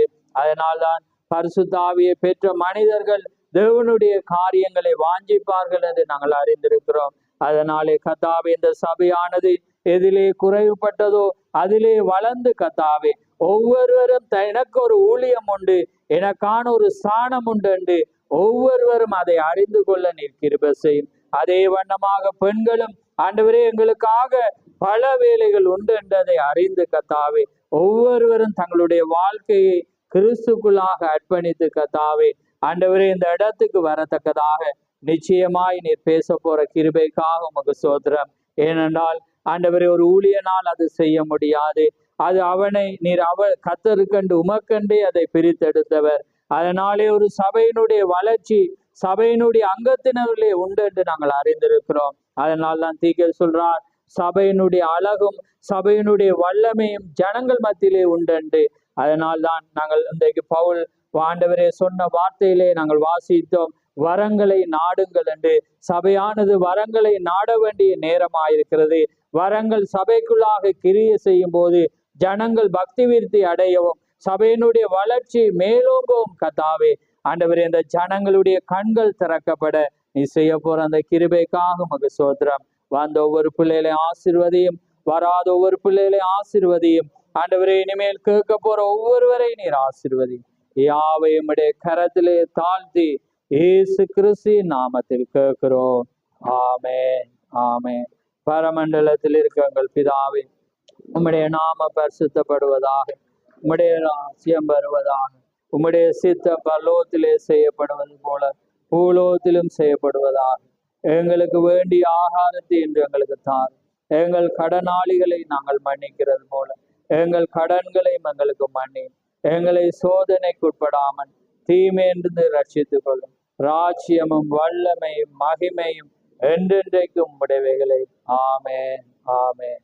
என் ஆத்துமாவே கர்த்தரை ஸ்தோத்திரி, என் முழு உள்ளமே அவருடைய பரிசுநாமத்தை ஸ்தோத்திரி. என் ஆத்துமாவே கர்த்தரை ஸ்தோத்திரி, அவர் செய்த சகல உபகாரங்களையும் மறவாதே. ஆமென், ஆமென். கர்த்தர் தாமே உங்கள் ஒவ்வொருவரையும் ஆசீர்வதிப்பார்.